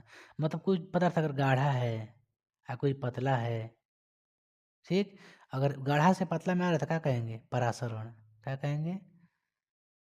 परासरण कहेंगे। आगे बढ़ते हैं। नोट में देखिएगा लिखा है कि नोट में लिखा है भाई मेरे कि आप लोग का जो है, कहाँ गया भाई? नोट में क्या लिखा था कि जो आप लोग का क्या है, छोटे पौधे तथा सूक्ष्म जीवों में श्वसन विसरण क्रिया हो द्वारा होता है। क्या लिखा है? छोटे पौधे तथा सूक्ष्म जीवों में श्वसन विसरण क्रिया द्वारा होता है। मतलब फैलता है ना। मैंने कहने का मतलब ये है कि पतला से गाढ़ा की ओर जाता है। ठीक है, विसरण क्रिया होता है किसमें? छोटे पेड़ पौधे छोटे पौधे तथा सूक्ष्म जीवों में श्वसन विसरण क्रिया द्वारा होता है। याद रखिएगा, छोटे पेड़ पौधे और सूक्ष्म जीवों में श्वसन कैसे होता है? तो कहिएगा विसरण द्वारा होता है। किससे होता है? विसरण द्वारा। आगे बढ़ते हैं। अब देखते हैं मेरे भाई कि प्रकाश संश्लेषण तथा श्वसन में अंतर। देखिए, यह पौधों क्या करता है? यह क्या करता है? यह पौधों की हरित लौक में पाया जाता है। यह पौधों और जंतुओं के प्रत्येक कोशिकाओं में पाया जाता है। ये उपचय क्रिया करता है, ये अपचय क्रिया करता है। ये क्या होता है, इसमें जल और CO2 कच्ची सामग्री के रूप में और ग्लूकोज ऑक्सीजन उत्पाद के रूप में प्राप्त होते हैं। इसमें प्रकाश का उल्टा होता है, जस्ट ऑक्सीजन और ग्लूकोज मिलकर क्या बनता है, CO2 और ऊष्मा देता है। देखिएगा, सांस छोड़िएगा तो क्या निकलेगा, कार्बन डाइऑक्साइड और ऊष्मा लीजिएगा तो क्या लीजिएगा, ऑक्सीजन और भोजन लीजिएगा, ये लीजिएगा। अब हम लोग बाबू देखते हैं चैप्टर 3। क्या देखते हैं, चैप्टर 3। चैप्टर 3 क्या है, परिवहन। क्या है, परिवहन। परि मतलब बाहर, वहन मतलब चलना, फ्लो करना। देखिए पहला क्या है आपका कि परिवहन क्या है, वस्तुओं और गैसों का एक स्थान से दूसरे स्थान तक ले जाने के लिए क्या कहते हैं, परिवहन कहते हैं। दूसरे शब्दों में उपयोगी पदार्थों के शरीर से के प्रत्येक कोशिका तक पहुंचाना। जैसे कोई उपयोगी पदार्थ है, मटेरियल है, उसको जहाँ जो शरीर में जहाँ जरूरत है वहाँ पहुँचाने की क्रिया क्या कहते हैं, परिवहन। ठीक है, आगे देखते हैं। हानिकारक पदार्थों को कोशिकाओं से बाहर निकालने के लिए क्या कहते हैं, परिवहन। हाँ, ये भी हो सकता है। लाभकारी चीज शरीर के अंदर जाए, ठीक है, और हानिकारक शरीर से बाहर निकले, उसे क्या कहते हैं, मतलब निकलने और अंदर जाने की क्रिया क्या कहते हैं, परिवहन। क्या कहते हैं, परिवहन, याद रखिएगा। ठीक है, आगे बढ़ते हैं। जैसे में वायु, वायु का जाता है और अंदर निकल जाता है। अब देखते हैं अगला क्वेश्चन आप लोग का है भाई मेरे, जाइलम फ्लोएम में अंतर। एग्जाम में आपका ऑब्जेक्टिव पूछता है, यहाँ से आपका ऑब्जेक्टिव पूछता है। देखिए जाइलम के बारे में पहले देख लेते हैं। पहले जाइलम का आप डेफिनेशन जानते हैं, जो जल को पहुंचाता है। यह एक प्रकार का पेड़ पौधे में पाया जाने वाला संवाहक ऊतक होता है, जिसका काम क्या होता है, जल पहुंचाना। ठीक है, इसमें क्या करती है, इसका काम क्या होता है, भोजन पहुंचाना। जाइलम की कोशिकाएं क्या होती है, मृत होती है, इसकी जीवित होती हैं। जाइलम की गति नीचे से ऊपर की ओर होती है, क्या होती है, नीचे से ऊपर की ओर होती है जाइलम की। फ्लोएम की ऊपर से नीचे की ओर होती है। मतलब इनकी, हालांकि फ्लोएम की दिशा तो सगरित होती है, कहीं से भी फ्लोएम ले सकता है। ठीक है, आगे देखते हैं। जाइलम को ऊतक को दारू कहा, जाइलम के ऊतक क्या कहते हैं, जाइलम के ऊतक को दारू कहा जाता है। फ्लेम को ऊतक को वास्ट कहा जाता है। ठीक है, आगे क्वेश्चन देखते हैं। कौन सा, तो अब क्वेश्चन देखते हैं मेरे भाई, क्या देखते हैं, देखते हैं आपका रक्त क्या है। क्या देखते हैं, रक्त क्या है, सॉरी मेरे भाई, रक्त क्या है। ठीक है,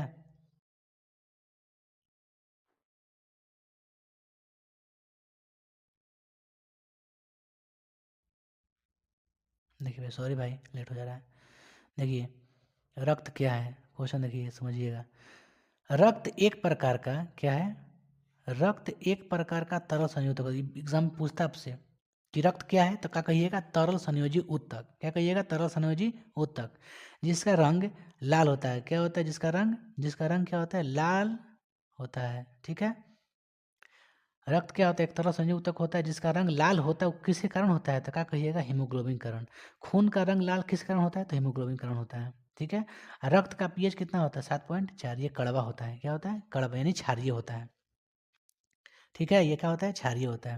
मतलब ये खून का रंग लाल किस कारण होता है, तो हीमोग्लोबिन कारण। खून की पीएच मान कितनी होती है, 7.4।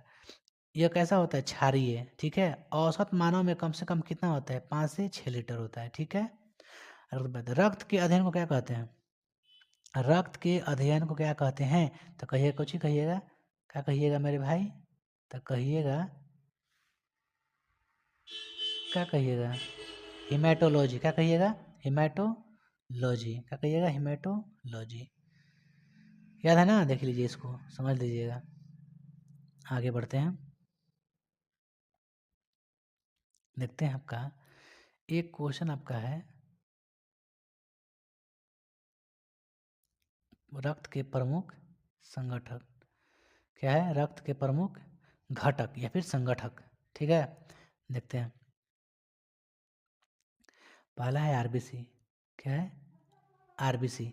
इसका पूरा नाम रेड ब्लड सेल, हिंदी में क्या कहते हैं, क्या कहते हैं, लाल रक्त कणिका या फिर लाल रक्त कोशिका। क्या कहते हैं, लाल रक्त कोशिका, जिसका निर्माण कहाँ होता है, अस्थि मज्जा में। एग्जाम में पूछता है कि आरबीसी का निर्माण कहाँ होता है, क्या कहिएगा, अस्थि मज्जा में।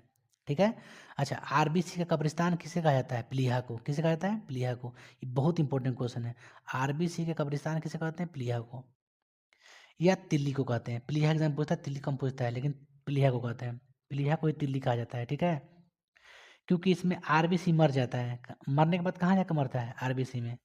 आरबीसी का जीवन काल कितना होता है, 120 दिन। कितना होता है, 120 दिन होता है। अच्छा, इसमें केंद्र नहीं पाते, याद रखिएगा, आरबीसी में केंद्र नहीं पाया जाता है। ओके, पहला आरबीसी को इंग्लिश में क्या कहते हैं, रेड ब्लड सेल, हिंदी में लाल रक्त कोशिका, ठीक है ना। इसका निर्माण कहाँ होता है, अस्थि मज्जा में होता है। कहाँ होता है, अस्थि मज्जा में होता है। फिर से बताते हैं, अस्थि मज्जा में निर्माण होता है। कहाँ होता है, अस्थि मज्जा में निर्माण होता है।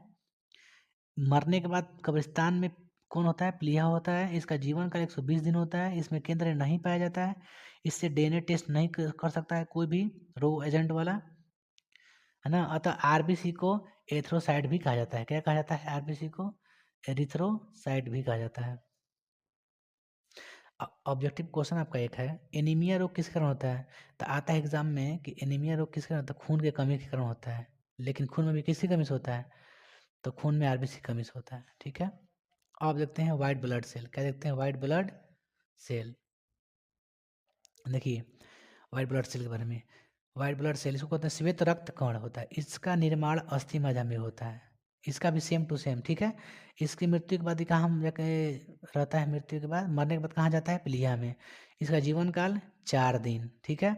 यह हमारे शरीर में ना रोग होने नहीं देता है। डब्ल्यूबीसी का जो कार्य है बाबू, आपके जो रोग होता है शरीर में, तो शरीर में जो रोग होता है उसको ये डैमेज करता है, खत्म कर देता है। देखिएगा ना, छोटे बच्चा में डब्ल्यूबीसी की मात्रा अधिक पाया जाता है। देखिए उसमें हाल ही बीमार, तबीयत बहुत नहीं खराब लोग का होता है, तो कौन मार देता है बीमारी को, सफा डब्ल्यूबीसी मार देता है, ठीक है। तो रोगाणुवंश क्या करता है, सुरक्षा करता है। इसमें केंद्रक नहीं पाया जाता है, केंद्रक नहीं पाया जाता है। डब्ल्यूबीसी सबसे बड़ी कोशिका मोनोसाइट होती है। डब्ल्यूबीसी की सबसे बड़ी कोशिका क्या कहते हैं, मोनोसाइट। क्या कहते हैं, मोनोसाइट। और सबसे छोटी कोशिका को लिम्फोसाइट। बहुत एग्जाम में पूछता है, याद रखिएगा बाबू, जॉब में भी पूछता है, ठीक है। अब बताइए, रक्त में इनकी संख्या कितनी होती है, 5000। डब्ल्यूबीसी की संख्या कितनी होती है, 5000 से 7000 तक होती है, ठीक है। 5000 से 7000 तक होती है। आगे देखते हैं प्लेटलेट्स। देखिए किसी को फीवर होता है ना, तो प्लेटलेट्स का होती है मात्रा, संख्या कम हो जाती है प्लेटलेट्स की। इसके लिए कोई कोई यदि फ्रूट्स खाता है, जैसे केवी फल हो गया, अनार हो गया, संतरा हो गया, सेब हो गया, मतलब फ्रूट्स खाता है। देखिए प्लेटलेट्स क्या होता है, इसका निर्माण अस्थि मज्जा में ही होता है। इसका जीवन कितना दिन होता है, 7 दिन होता है। कितना दिन होता है, 7 दिन होता है। आगे देखते हैं, ये असंधारी प्राणी में पाया जाता है। किसमें पाया जाता है, असंधारी प्राणी में। इसका मुख्य काम क्या होता है, खून को जमाना। क्या काम है, जमाना। खून का होता है, जम जाता है। इसे थ्रोम्बोसाइट कहते हैं। क्या कहते हैं, थ्रोम्बोसाइट। इसमें केंद्रक नहीं पाया जाता है, ठीक है। इसकी संख्या कितनी होती है, लगभग 3 लाख। कितनी होती है, 3 लाख। आगे देखते हैं भाई, नोट में देखिए, प्लेटलेट्स की संख्या डेंगू के काटने से कम हो जाती है। क्या होती है, कम हो जाती है। अतः अतः इससे बढ़ाने के लिए एक आता है कोई एलोवेरा, गोटनिल या फ्रूट की भी फल आता है, उसको खाइएगा तो प्लेटलेट की संख्या क्या होती है, बढ़ जाती है, ठीक है। आगे देखते हैं प्लाज्मा क्या है। देखिए मनुष्य के रक्त में 55% प्लाज्मा मौजूद होता है। कितना परसेंट, ये रक्त है, रक्त में कितना परसेंट प्लाज्मा होता है, 55%। कितना परसेंट, 55% का होता है प्लाज्मा। क्या होता है, प्लाज्मा। पीले रंग का होता है, जो कैसा होता है, पीले रंग। क्या देखिए, प से प्लाज्मा, प से पीला। एग्जाम में पूछता है कि प्लाज्मा का रंग कैसा होता है, क्या बताइएगा, पीला। क्या बताइएगा, पीला। इसमें अतः 55% में 90% जल पाया जाता है। देखिए अब 55% क्या पाया जाता है, प्लाज्मा, ठीक। ये अपने आप में क्या है, 100%। इसमें से 90% क्या होता है, जल। 90% क्या होता है, जल होता है, ठीक है। और 10% क्या होता है, कोई कोई द्रव होता है इसमें। प्लाज्मा होता है 10%। तो द्रव और 90% जल को मिला के क्या बनता है, प्लाज्मा। आगे क्वेश्चन देखते हैं भाई मेरे, ठीक है। अब देखते हैं परिसंचरण तंत्र क्या है। क्या देखते हैं, परिसंचरण तंत्र क्या है। देखिए बहुकोशिकीय जंतुओं में पोषक तत्व, hormone, vitamin, oxygen, carbon dioxide के परिवहन के लिए जिस रक्त वाहिनी का प्रयोग किया जाता है, क्या कहते हैं, मतलब कि परिसंचरण तंत्र का है। देखिए कहने का मतलब क्या है, हार्मोन, विटामिन, जो विटामिन है, ऑक्सीजन, CO2 परिवहन के लिए जिस रक्त वाहिनी का प्रयोग होता है, मतलब जो रक्त का जो पाइप होता है, जो नली होता है, जिसमें सब विटामिन वगैरह सब जाता है शरीर में, उसे क्या कहते हैं, परिसंचरण तंत्र। क्या कहते हैं, परिसंचरण तंत्र। नोट में देखिएगा गया है कि परिसंचरण तंत्र के खोजकर्ता कौन है, विलियम हार्वे। एग्जाम में बहुत इंपॉर्टेंट है, कौन है, विलियम हार्वे। अगला क्वेश्चन आप लोग का है, इसकी खोज कब हुई थी? स्थापना 1628 में हुई थी। कब हुई थी? 1628 में हुई थी, है ना। आगे बढ़ते हैं। परिसंचरण तंत्र कितने प्रकार के होते हैं? देखिए बाबू, परिसंचरण तंत्र जो आपका है, क्या है? परिसंचरण तंत्र जो आपका है उसको समझिएगा। मुख्यतः 3 प्रकार का होता है। देखिए, पहला होता है बंद, खुला, मिश्रण। क्या होता है? बंद, खुला, मिश्रण। पढ़ते हैं कैसे कैसे। पहले देखते हैं बंद, पहले देखते हैं ये वाला। क्या देखते हैं? ये वाला, ठीक है। क्या देखते हैं? बंद परिसंचरण तंत्र। देखिए, पहले खुला दिया गया है ना, सॉरी सॉरी मेरे भाई, खुला देख लेते हैं पहले। क्या देखते हैं? खुला। पहले हम लोग खुला देखते हैं। देखिए, खुला परिसंचरण तो देखते हैं जब रुधिर का प्रवाह किसी धमनी या शिरा से नहीं होकर किसी गुहा के माध्यम से होता है। मतलब धमनी नस में उसमें नहीं जाता है, डायरेक्ट कहाँ से? खाली, जहाँ खाली जगह होता है उसके माध्यम से जाता है, उसे क्या कहते हैं? खुला परिसंचरण। जो नली में, पाइप में नहीं बनता, नस में नहीं बनता, उसे क्या कहते हैं? खुला परिसंचरण तंत्र। जैसे खुला परिसंचरण तंत्र किसमें किसमें होता है? तो अर्थोपोडा में, संगचीटी में, कीट में, तिलचटा में, घोंघा में और शंख में। खुला परिसंचरण तंत्र किसमें पाया जाता है? तो आप याद रखिएगा, एग्जाम्पल एग्जाम्पल ही एग्जाम में पूछेगा। एग्जाम्पल ही कहाँ पूछेगा? एग्जाम में पूछेगा। बंद परिसंचरण तंत्र देखते हैं। जब रक्त का प्रवाह धमनी और शिरा के माध्यम से होता है। जब रक्त का प्रवाह किससे होता है भाई मेरे? धमनी और शिरा के माध्यम से होता है, उसे क्या कहते हैं? परिसंचरण तंत्र। देख लीजिए, अगर नस उसमें बहेगा तो क्या कहेंगे? बंद। क्या कहेंगे? बंद परिसंचरण तंत्र। हम लोग में कहाँ होता है? खुला थोड़ा नहीं बहता है, कहाँ बहता है? नस में। मिश्रण को देखते हैं। मिश्रण तंत्र, जब रक्त का प्रवाह खुला और बंद, खुला और बंद दोनों के माध्यम से होता है, उसे क्या कहते हैं? मिश्रण। मछली में दूना होता है, नस में भी बहता है और खुले अवस्था में भी बहता है, ठीक है। देखिए, आगे देखते हैं भाई मेरे, धमनी और शिरा में अंतर। क्या देखते हैं? धमनी और शिरा में अंतर देखते हैं, ठीक है।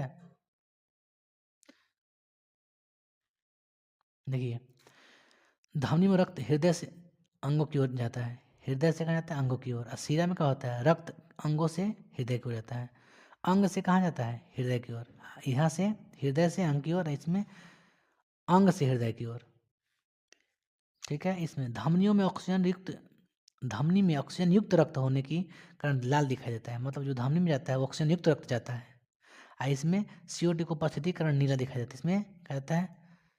खराब जाता है, खराब रक्त जाता है, इसमें खराब होता है। आगे देखते हैं, ठीक है। धमनी को देखते हैं आगे। धमनियों में शुद्ध रक्त का प्रवाह होता है, इसमें अशुद्ध। धमनी में भित्तियाँ मोटी और लचीली होती है, इसमें पतली और कम लचीली होती है। धमनी में अंदर की गुहा सकरी होती है, यानी चिकनी होती है। शिराओं में अंदर गुहा चौड़ी होती है। क्या होती है? चौड़ी होती है। देखिए, और आगे देखते हैं। धमनियों में त्वचा से दूर अंदर की ओर स्थित होती है ना। धमनियाँ कहाँ होती है? नसें कहाँ होती है? तो अंदर की ओर होती है शरीर के, ठीक है ना। देखिएगा, हाथ में नस अंदर रहती है चमड़ा से। शिराएँ त्वचा के निकट बाहर की ओर स्थित होती है। ये देखिए, पल्मोनरी को क्या कहते हैं? फुफ्फुस। फुफ्फुस को क्या कहते हैं? फेफड़ा, ओके। तो धमनी में अशुद्ध रक्त का प्रवाह होता है। धमनी में क्या होता है? अशुद्ध रक्त का प्रवाह। पल्मोनरी शिरा में क्या होता है? शुद्ध रक्त का प्रवाह होता है, ठीक है। आगे बढ़ते हैं, हृदय को देखते हैं, ठीक है मेरे भाई। हृदय को देख लेते हैं। देखिए, ये आपका हृदय होता है, ये हृदय है, हृदय है। ऊपर को बोलते हैं क्या? अलिंद, और नीचे को निलय। ऐसे काट दीजिए तो ये हो गया दायां अलिंद, बायां, दायां अलिंद, दायां निलय। सॉरी यार, बैक। दायां अलिंद, दायां अलिंद, बायां अलिंद, है ना। ये हो गया आपका दायां निलय, बायां निलय, ठीक है। सेम टू सेम, दायां अलिंद और बायां अलिंद, दायां निलय, बायां निलय। बस देखिए, मछली में कितने कोष्ठक पाए जाते हैं? हृदय के 4 मेंबर पाए जाते हैं। कितने मेंबर? 4 मेंबर। देखिए, ऊपर अलिंद, नीचे निलय। उभय चीज रेंगने वाला चीज में कितना पाया जाता है? 3 कोष्ठक। ऊपर एक दायां अलिंद, बायां निलय, दायां अलिंद, बायां अलिंद, दायां अलिंद, बायां अलिंद, नीचे का होता है निलय। देखिए दिया है। स्तनधारी को देख लेते हैं, ठीक है। स्तनधारी में 4 कोष्ठक। जैसे हम लोग क्या है? हम लोग क्या? स्तनधारी हैं। मानव, मानव क्या है? स्तनधारी है। इसमें क्या होता है? इसमें भी 4 कोष्ठक पाए जाते हैं। देखिए एग्जाम में आपसे यही क्वेश्चन पूछेगा, ठीक है। मनुष्य में कितने कोष्ठक पाए जाते हैं? तो 4। कितने कोष्ठक? 4। एग्जाम में आप लोग से पूछेगा मेरे भाई, छोड़िएगा नहीं। ओके, आगे देखते हैं, हृदय के बारे में पढ़ लेते हैं, ठीक है। हृदय के बारे में पढ़ना बेहद ज़रूरी है मेरे भाई, ठीक है। देखिए, हमारा हृदय विशेष अनैच्छिक हृदय पेशियों से बना होता है, ठीक है। हृदय पेशियों से बना होता है। एक पंप है जो रुधिर को शरीर के अंगों से खींचकर फेफड़ों तक गुर्दों में शुद्ध होने के लिए भेजता है। देखिए, दिल का काम क्या है कि रुधिर को लाना और उसको रिफाइन करके पुनः शरीर में भेज देना फेफड़ों के माध्यम से। अंगों से खींचकर फेफड़ों, किडनी मतलब गुर्दा, फेफड़ा, लंग्स और किडनी में शुद्ध होने के लिए भेजता है और पुनः शुद्ध रुधिर को पूरे शरीर में भेज देता है। ऑक्सीजन युक्त रक्त को शुद्ध रक्त, कार्बन डाइऑक्साइड युक्त रक्त को अशुद्ध रक्त कहते हैं। देखिए, दिया ना। अच्छा, आगे देखते हैं। मानव शरीर का हृदय 4 चेम्बर होता है। कितना चेम्बर होता है? 4। इसमें 2 अलिंद और 2 निलय होता है, आप तो जान रहे हैं। दायां अलिंद से बायां निलय में का संबंध ट्राइकॉस्पिड से होता है। आगे नीचे आपका चित्र दिया गया है, आपको बता देंगे, ठीक है। आपका जो दायां निलय होता है आपका, ठीक है, उसमें क्या होता है? उसमें बहुत सारे चीज़ होते हैं। यहाँ पे जब यहाँ से जब जाता है ना बाबू, तो यहाँ से आता है, यहीं पे होता है ट्राइकॉस्पिड। क्या होता है? ट्राइकॉस्पिड। इधर होता है बाइकॉस्पिड। क्या होता है? बाइकॉस्पिड। द्यू, इसको दिक् कपाट कहते हैं, इसको त्रिकपाट कहते हैं। देखिए दिया होगा, दायां निलय का संबंध ट्राइकॉस्पिड यानी त्रिकपाट से, बायां निलय का द्विकपाट से जुड़ा रहता है, ठीक है। आगे देखते हैं, कार्य क्या होता है? तो कार्य इसका मेरे भाई कोई खास कार्य है, बहुत सारा खास है। शरीर विभिन्न अंगों से ऑक्सीजन विहीन शुद्ध रक्त महाशिरा द्वारा दायां अलिंद में लाता है, मतलब दिल में लाता है, हृदय में लाता है।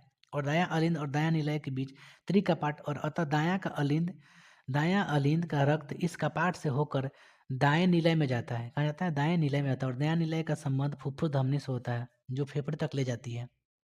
वहाँ उसकी कार्बन डाइऑक्साइड फेफड़ों में चली जाती है और ऑक्सीजन रक्त में आ जाती है। और हृदय के बाएं अलिंद का संबंध फुफ्फुस शिरा से होता है। किससे होता है?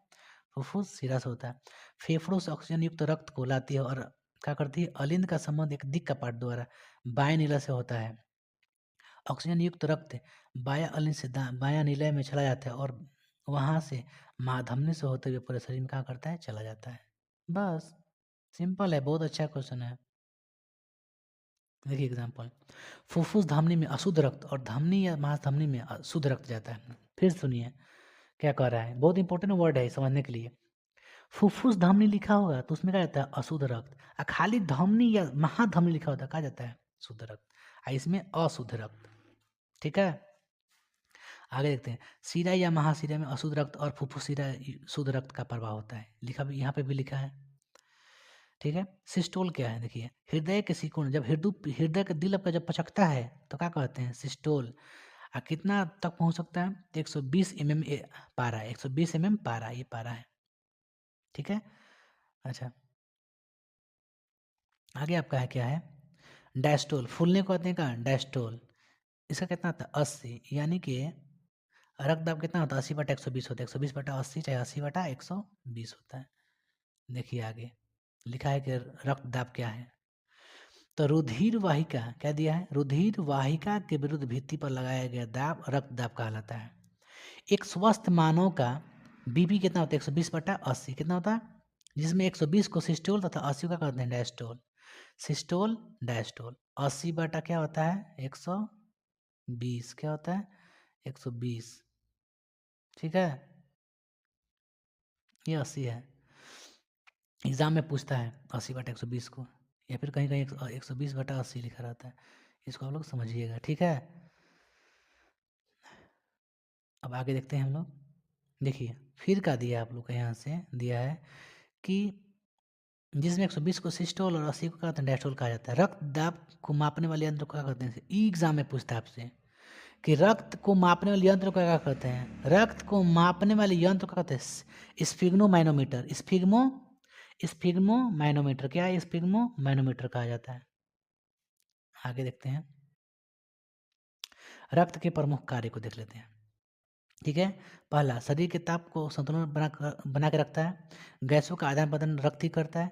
श्वसन क्रिया के दौरान बना CO2 क्या करता है, गैस को फेफड़ा तक पहुंचाता है। कहाँ पहुंचाता है, फेफड़ा तक पहुंचाता है। ठीक है, शरीर के रोगों से सुरक्षा प्रदान करता है। क्या करता है, सुरक्षा प्रदान करता है। फाइब्रोनोजन एंजाइम रक्त को थक्का करता है। आगे देखते हैं भाई मेरे, लसिका क्या है, लसिका क्या है, तो लसिका एक स्वच्छ रंगहीन, बहुत इंपॉर्टेंट क्वेश्चन है, लसिका एक स्वच्छ रंगहीन एवं कुछ पीले, तो एग्जाम पूछेगा लसिका का रंग कैसा होता है, क्या कहिएगा, पीला, जो रक्त को कोशिकाओं की दीवार से बाहर आकर ऊतक की कोशिकाओं के बीच पहुंच जाता है। इसकी रचना रक्त के समान होती है। आरबीसी के अनुपस्थिति के कारण यह रंगीन हो जाता है। अगर आरबीसी नहीं मौजूद रहे तो इसका रंग कैसा होता है, रंगहीन हो जाता है। कैसा होता है, रंगहीन हो जाता है। ठीक है, और जबकि डब्ल्यूबीसी की मात्रा अधिक पाई जाती है, इसमें धमनी और सीरा नहीं पाया जाता है, इसमें नस वगैरह नहीं पाया जाता है लसिका में। ठीक है, आगे देखते हैं, रक्त और लसिका के बीच अंतर क्या है, तो ध्यान से सुनिए। रक्त का रंग लाल होता है, लसिका रंग पीला होता है या रंगहीन। इसमें आरबीसी, इसमें आरबीसी नहीं, इसमें डब्ल्यूबीसी की मात्रा पाई जाती है, इसमें भी अधिक पाई जाती है थोड़ा। ठीक है, और देख लेते हैं क्या है,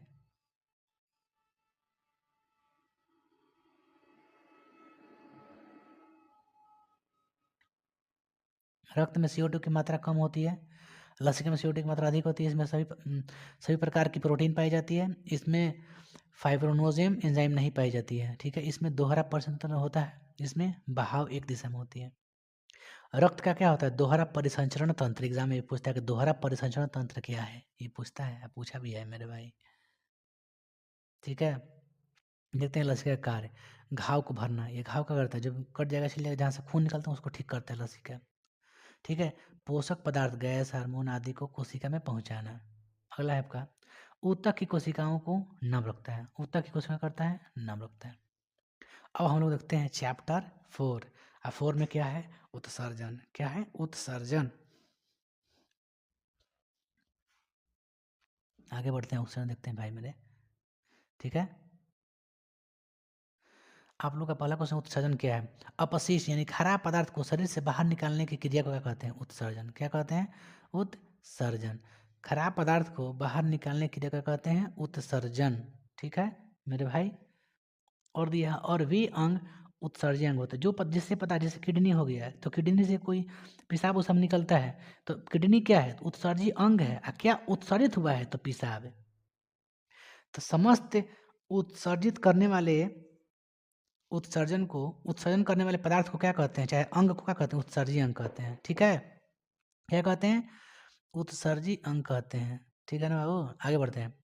देखिए, निम्नलिखित उत्सर्जी अंग होते हैं, कौन कौन होता है, देख लीजिए। पहला क्या होता है आपका,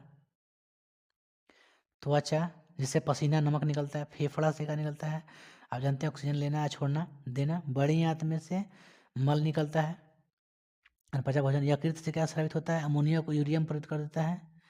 ब्रिक क्या करता है, तो यूरिया को पेशाब कोशन की, यूरिया करता है, यूरिया क्या करता है, यूरिया को क्या करता है, पेशाब में बदल देता है। ठीक है, ब्रिक को ज़्यादा पढ़ना ध्यान से। यूरिया जो है पेशाब के माध्यम से उत्सर्जित होता है। जो यूरिया को निकालने का काम कौन करता है, ब्रिक।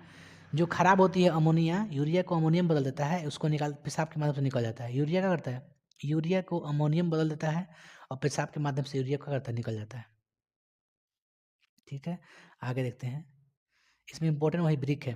त्वचा के बारे में देखते हैं। मानव शरीर का सबसे बड़ा उत्सर्जन अंग क्या है, त्वचा ही होता है, जिसमें श्वेत ग्रंथि पाए जाते हैं, और जिसमें छोटे छोटे क्या पाया जाता है, छिद्रे पाए जाते हैं, जिसमें पसीना निकलता है। क्या निकलता है, पसीना। फेफड़ा देखते हैं, ये मानव का प्रमुख उत्सर्जन अंग है, जिसकी संख्या एक जोड़ी होती है। यह शरीर के अंदर निर्मित CO2 गैस को शरीर से बाहर निकालने का कार्य करता है। क्या करता है, CO2 को बाहर निकालता है और ऑक्सीजन को अंदर लेता है, यही ना। और दुर्गंध अलावा प्याज और मसाला के दुर्गंध को बाहर निकालने का भी कार्य यही करता है। आगे देखते हैं, यकृत, यह शरीर की सबसे बड़ी ग्रंथि होती है। में पूछता है कि शरीर की सबसे बड़ी ग्रंथि कौन है, तो क्या कहिएगा, यकृत। ठीक है, जिसका वजन कितना होता है, 1.5 kg से 2 kg लगभग होता है, जिसे जिगर भी कहा जाता है। यह प्रोटीन, गाना सुने ना, जिगर का टुकड़ा, यह प्रोटीन के पाचन से बनी अमीनो अम्ल के अमोनियम बदलता है। यकृत क्या करता है, तो प्रोटीन से बने अमीनो अम्ल क्या करता है, अमोनियम बदल देता है, तथा यकृत की कोशिकाएं इस अमोनिया को यूरिया में बदल देता है। क्या करते, देखिए बोले थे ना यकृत क्या करता है, तो अमोनिया को यूरिया में बदलता है, पेशाब की मात्रा से यूरिया बाहर निकल जाता है।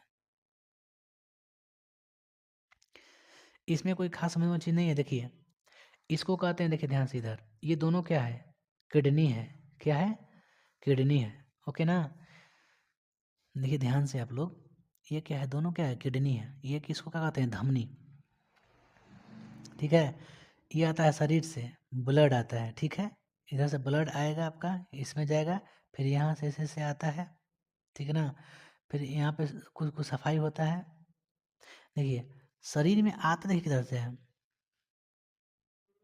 कुछ नहीं, ये जो किडनी होता है ना आपका, ये साफ कर देता है। इसको गुर्दा कहते हैं, इसको किडनी भी कहते हैं। इसमें क्या होता है, जो रक्त होता है, रक्त को साफ करके पेशाब को रख लिया जाता है। जो ऑक्सीजन युक्त जो बढ़िया रक्त होता है वो यहाँ से बाहर निकल जाता है शरीर से।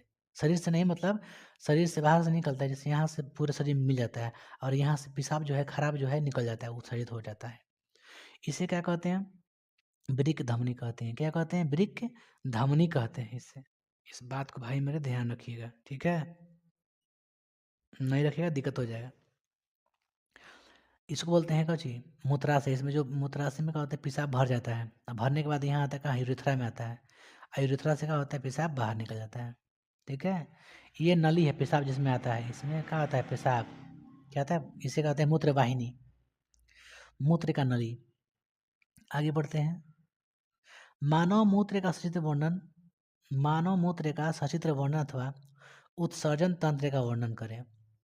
मानव मूत्र का सचित्र वर्णन तथा उत्सर्जन तंत्र का वर्णन करें। देखिए देखते हैं बढ़िया से, यह है महाशिरा, यह है महाधमनी। ठीक है, ओके ना। देखिए इसमें महाधमनी से क्या आ रहा है, रक्त आता है, गंध से आता है, इसमें साफ होता है, वृक्क में, किडनी में, और किडनी से बात कहाँ जाता है, यहाँ से। ठीक है, ये मूत्र वाहिनी है यहाँ से। ठीक है, यहाँ से निकल भी जाता है यहाँ से। ठीक है, जो अच्छा चीज़ होता है ना निकल जाता है, इसमें साफ होता है, इसको बोलते हैं धमनी। उसके नीचे इसको क्या बोलते हैं, जो पाइप हुआ है, रीनल धमनी, वृक्क धमनी, किडनी का धमनी है। फिर क्या, रीनल आर्टरी है। क्या, रीनल आर्टरी। फिर आता है, इसको क्या कहते हैं, वृक्क, इसको कहते हैं मूत्र वाहिनी।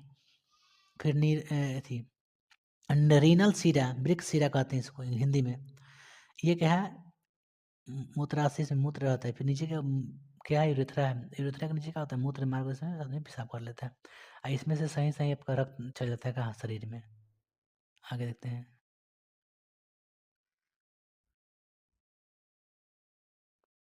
वृक्क क्या है, देखते हैं।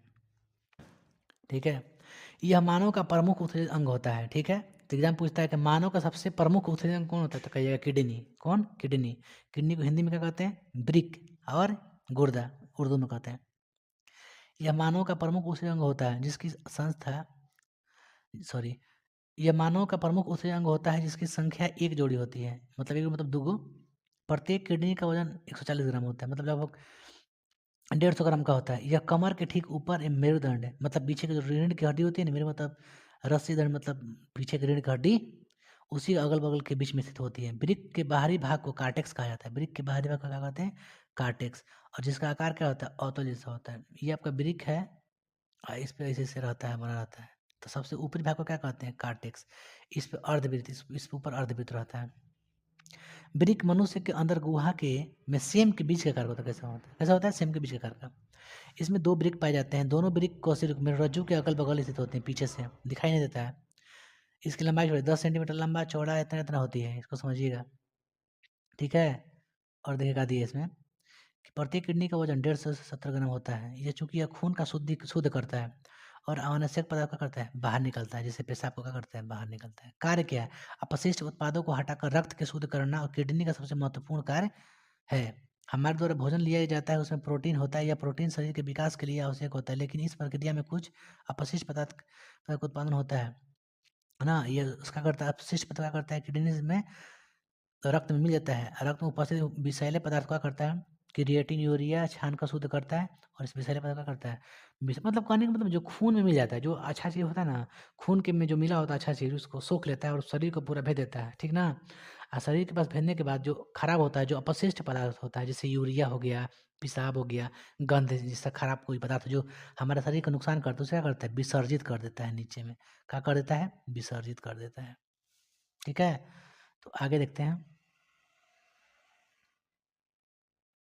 रचना क्या है। देखिए, महाधमनी के द्वारा हमारे शरीर में लाया गया रक्त को हमारे वृक्क के अवतल सतह से रीनल धमनी के माध्यम से वृक्क का आंतरिक भाग में पहुंचता है। ठीक है, वहाँ अनेकों नली होती है और वहाँ रक्त क्षनित होकर रीनल सीरस द्वारा शुद्ध रक्त के महासीरस द्वारा शरीर में भेज दिया जाता है। बोले ना, अपशिष्ट उत्पादों को मूत्रहीनी द्वारा मूत्र द्वारा जाकर जमा मूत्राशय में जाकर जमा होती है और यूरेथ्रा में चला जाता है। यूरेथ्रा के बाद कहा जाता है मूत्र मार्ग के द्वारा कहा जाता है विसर्जित। बस वही तो है, ज़्यादा क्या खास इसमें है। इसमें बताया गया है कि वृक्क की आंतरिक रचना क्या है। वृक्क के अंदर के महाधमनी है, ये महाशिरा है, इससे बाहर इससे खराब आता है, इससे अच्छा आता है। ठीक है, इसे क्या कहते हैं, इसके द्वार को रीनल हिलम अवतल लिखा होता है। देखिए, इसमें रीनल ये है, फिर कार्टेक्स होता है, ऊपरी सतह का कार्टेक्स कहते हैं। फिर ठीक ना, इसमें पेरिटोनियम होती है और जो झूलीदार है इसको कहते हैं नेफ्रॉन। क्या कहते हैं, जो देखिए फूल लिखा है, क्या कहते हैं, नेफ्रॉन। लाखों नेफ्रॉन होती है इसमें। इसमें कौन झिल्ली होती है, जो ऊपरी झिल्ली होती है, क्या कहते हैं, पेरोटोनियम झिल्ली। क्या कहते हैं, पेरोटोनियम झिल्ली। कार्टेक्स, समझिए अब कार्टेक्स को, या गुर्दे का बाह्य भाग होता है जो पेरोटोनियम झिल्ली से बना होता है। ठीक है, किसका बना होता है, पेरोटोनियम झिल्ली का बना होता है। ठीक है, देखिए झिल्ली का बना होता है। मेडुला या कार्टेक्स, कार्टेक्स के ठीक ऊपर होता है। क्या होता है, कार्टेक्स के ठीक ऊपर होता है। देखिए, कार्टेक्स के ठीक ऊपर कौन है, कार्टेक्स के ठीक ऊपर होता है। झिल्ली हो गया, कार्टेक्स से ठीक ऊपर होता है। ठीक है, आगे देखते हैं। यह कार्टेक्स को ठीक भीतर पाया जाता है। इसमें बहुत सारे उभार पाए जाते हैं। क्या पाए जाते हैं, उभार, जिसे पिरामिड, इसे रीनल पिरामिड भी कहा जाता है। ठीक है, अगला क्वेश्चन आपका रीनल पेल्विस, उसी का रचना है। मूत्र वाहिनी जिस मार्ग से निकलता है उसे क्या कहते हैं, रीनल पेल्विस कहते हैं। आगे बढ़ते हैं। वृक्काणु या नेफ्रॉन, देखिए वृक्क की धमनी से रक्त अंगिनत नलिकाओं से होकर वृक्क के छोटे फिल्टर में देखिए फूल लिखा होता है, ये बताएं फूल लिखा होता है नेफ्रॉन। ठीक है, चित्र बनाया है नेफ्रॉन का इसे करके, प्यारा लिखा इसे। ठीक है, तो समझिएगा। देखिए, वृक्क धमनी से रक्त अंगनित नलिकाओं से होकर छोटे छोटे फिल्टर में परित होती है, जिसे क्या कहते हैं, नेफ्रॉन। नेफ्रॉन क्या करता है, फिल्टर का काम करता है। क्या करता है, फिल्टर का काम करता है। ठीक है, 10 लाख कम से कम नेफ्रॉन पाया जाता है। वृक्क की छोटी इकाई क्या कहते हैं, नेफ्रॉन। वृक्क की सबसे छोटी, किडनी की सबसे छोटी इकाई क्या है, किडनी की सबसे छोटी इकाई क्या है, तो आपका नेफ्रॉन है। क्या है, नेफ्रॉन। देखिए, रीनल हिलम, वृक्क की अवतल मार्ग को क्या कहते हैं, रीनल हिलम। पेशाब का रंग पीला होता है, किसके कारण, यूरोक्रोम के कारण। किसके कारण, यूरोक्रोम के कारण। एग्जाम पूछता है आपसे, एग्जाम पूछता है पेशाब का रंग पीला होता है किसके कारण, तो क्या कहिएगा, यूरोक्रोम के कारण। पेशाब का रंग पीला होता है किसके कारण, यूरोक्रोम के कारण। आगे देखते हैं, नेफ्रॉन का सचित्र वर्णन देख लेते हैं। ठीक है, बढ़िया से देखो, यहाँ से समझिए आप लोग। ठीक ना, यही मेन है इसमें। ठीक ना, पहले पहले नेफ्रॉन को देख लेते हैं डेफिनेशन। ठीक है, देखिए, नेफ्रॉन वृक्क की संरचनात्मक एवं क्रियात्मक इकाई है। प्रत्येक वृक्क में लगभग 10 लाख नेफ्रॉन पाया जाता है। ठीक है, पहले क्या होता है, बोमेन, यह कप जैसा होता है। देखिए ध्यान से, देखिए ये कप जैसा है ना, ये क्या है आपका, बोमेन संपुट। क्या है, बोमेन संपुट है। आगे देखिए, 42 संरचना होती है, इसमें क्या रहता है, रक्त नलियों का गुच्छा होता है जिसे ग्लोमेरुलस कहते हैं। इसमें देखो क्या होता है, इसमें क्या होता है, इसमें देखिए क्या होता है, फूल जैसा होता है। देखिए फूल लेखा, अंडा लेखा डाला गया है, इसको क्या कहते हैं, ग्लोमेरुलस कहते हैं। क्या कहते हैं, ग्लोमेरुलस कहते हैं। आगे देखते हैं, हेनेल्स लूप, हेनेल्स लूप, यह पतले नली का बना होता है जिसकी आकृति यू आकार का होता है। ठीक है, कैसा होता है, यू आकार का होता है। ठीक है, देखिए यू आकार का, ये देखो अंदर है यू वाला। ठीक है, ऐसे बोमेन सपोर्ट कहते हैं। ठीक है, अंदर में जो फूल उसे क्या कहते हैं, ग्लोमेरुलस कहते हैं। ठीक ना,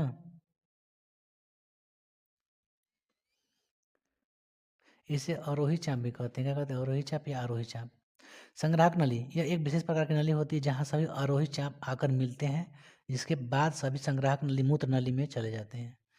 देखिए संग्राहक नली कहाँ है, ध्यान से देखिए, ध्यान से। ये आपका क्या है, संग्राहक नली है। क्या ये, क्या आपका संग्राहक नली है, देखिए दिया गया है ना। यहाँ से कहाँ जाता है, सभी मूत्र वाहिनी तक जाते हैं, यहाँ तक चला जाता है, इसमें इसे चला जाता है, ठीक ना। पेशाब में जल की मात्रा कितनी होती है, 96% पेशाब में यूरिया, 2% अपशिष्ट पदार्थ, 2%। डायलिसिस थैली का एग्जाम में पूछता है आपसे, ये आपका विवेक क्वेश्चन है, पूछता है, ठीक है। अगर किसी व्यक्ति को चोट लग जाने के कारण उसका उच्च रक्तचाप बढ़ जाने से किडनी क्षतिग्रस्त हो जाता है और अपना कार्य करना बंद कर देता है, जिस कारण शरीर के अंदर जहरीले पदार्थ की मात्रा बढ़ जाती है, अतः इसके निष्कासन के लिए क्या है, इसके निष्कासन के लिए जिस मशीन का उपयोग किया जाता है उसे क्या कहते हैं, डायलिसिस मशीन। क्या कहते हैं, यानी कहने का मतलब जब किडनी खराब हो जाता है तो किडनी के खराब होने के बाद क्या यूज करते हैं हम लोग, डायलिसिस करते हैं यूज, ठीक है। एक किडनी रहे तो तभी काम चल जाएगा, ठीक है। लेकिन अगर किडनी खराब हो जाए तो उस स्थान पर किसका प्रयोग करते हैं, डायलिसिस थैली का, किसका, डायलिसिस थैली। तो एग्जाम में पूछता है कि डायलिसिस थैली क्या है। अगर किसी व्यक्ति को चोट लगने से उसका उच्च रक्तचाप बढ़ जाने से किडनी क्षतिग्रस्त हो जाता है और अपना कार्य करना बंद कर देता है, जिस कारण शरीर के अंदर जहरीले पदार्थ की मात्रा बढ़ जाती है, तो इसके निष्कासन के लिए जिस मशीन का प्रयोग किया जाता है, डायलिसिस, नहीं तो पेशाब नहीं निकल पाएगा, ठीक है, इसलिए डायलिसिस का उपयोग किया जाता है, ठीक है मेरे भाई। आपका ये ऑब्जेक्टिव रह गया, ऑब्जेक्टिव समझ लिया जाए। देखिए यूरियोटॉलिक वे जीव जंतु जो यूरिया का उत्सर्जन करता है उसे क्या कहते हैं, यूरियोटेलिक। क्या कहते हैं, यूरियोटेलिक। एग्जाम में पूछता है यूरियोटेलिक क्या करता है, देखिए यूरिया आप समझ लीजिए यहीं से, वे जीव जंतु जो यूरिया का उत्सर्जन करता है, यूरिया का उत्सर्जन निकालता है, उसे क्या कहते हैं, यूरियोटेलिक कहते हैं, ठीक है। जैसे स्तनधारी, हम लोग क्या करते हैं, यूरिया को निकालते हैं पेशाब के माध्यम से, ठीक है। अगला क्वेश्चन आपका है यूरिकोटेलिक क्या है, वैसा जीव जो यूरिक अम्ल का उत्सर्जन करता है, जो यूरिक अम्ल का उत्सर्जन करता है उसे क्या कहते हैं, यूरिकोटेलिक कहते हैं। जैसे पंक्षी, रेंगने वाला होता है, सरीसृप, ये सब, ठीक है।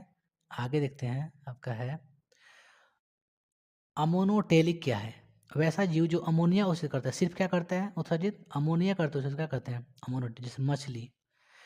किडनी में पथरी का निर्माण मुख्य कारण क्या है, कैल्शियम का ऑक्सीलेट। अगर किडनी में आपका कैल्शियम ऑक्सीलेट की मात्रा बढ़ जाती है तो आपका जो किडनी में है पत्थर हो जाता है, स्टोन, उसी का आपको ऑपरेशन करके निकालना पड़ता है, काफ़ी खर्चा भी गिरता है। भाई मेरे, यहाँ से अगर ये आप क्वेश्चन पढ़ लेते हैं, यहाँ से तो इंड हो गया, ठीक है। अगर आप क्वेश्चन पढ़ लेते हैं तो एग्जाम में ईमानदारी कर रहे हैं आपसे, बहुत ही आप लोग का क्वेश्चन अच्छा है, नंबर है एग्जाम में, एक कसम से कह रहे हैं आपसे, एग्जाम में एक भी यहाँ से क्वेश्चन छूटेगा नहीं, एक भी नहीं छूटेगा, छूट जाएगा तो हमको गाली देना है यहाँ पे कि क्या है मास्टर, ठीक है। दोस्तों तो यहीं से आप क्लास अपना बंद कर देते हैं, ठीक है, और नेक्स्ट कल बताएंगे। धन्यवाद।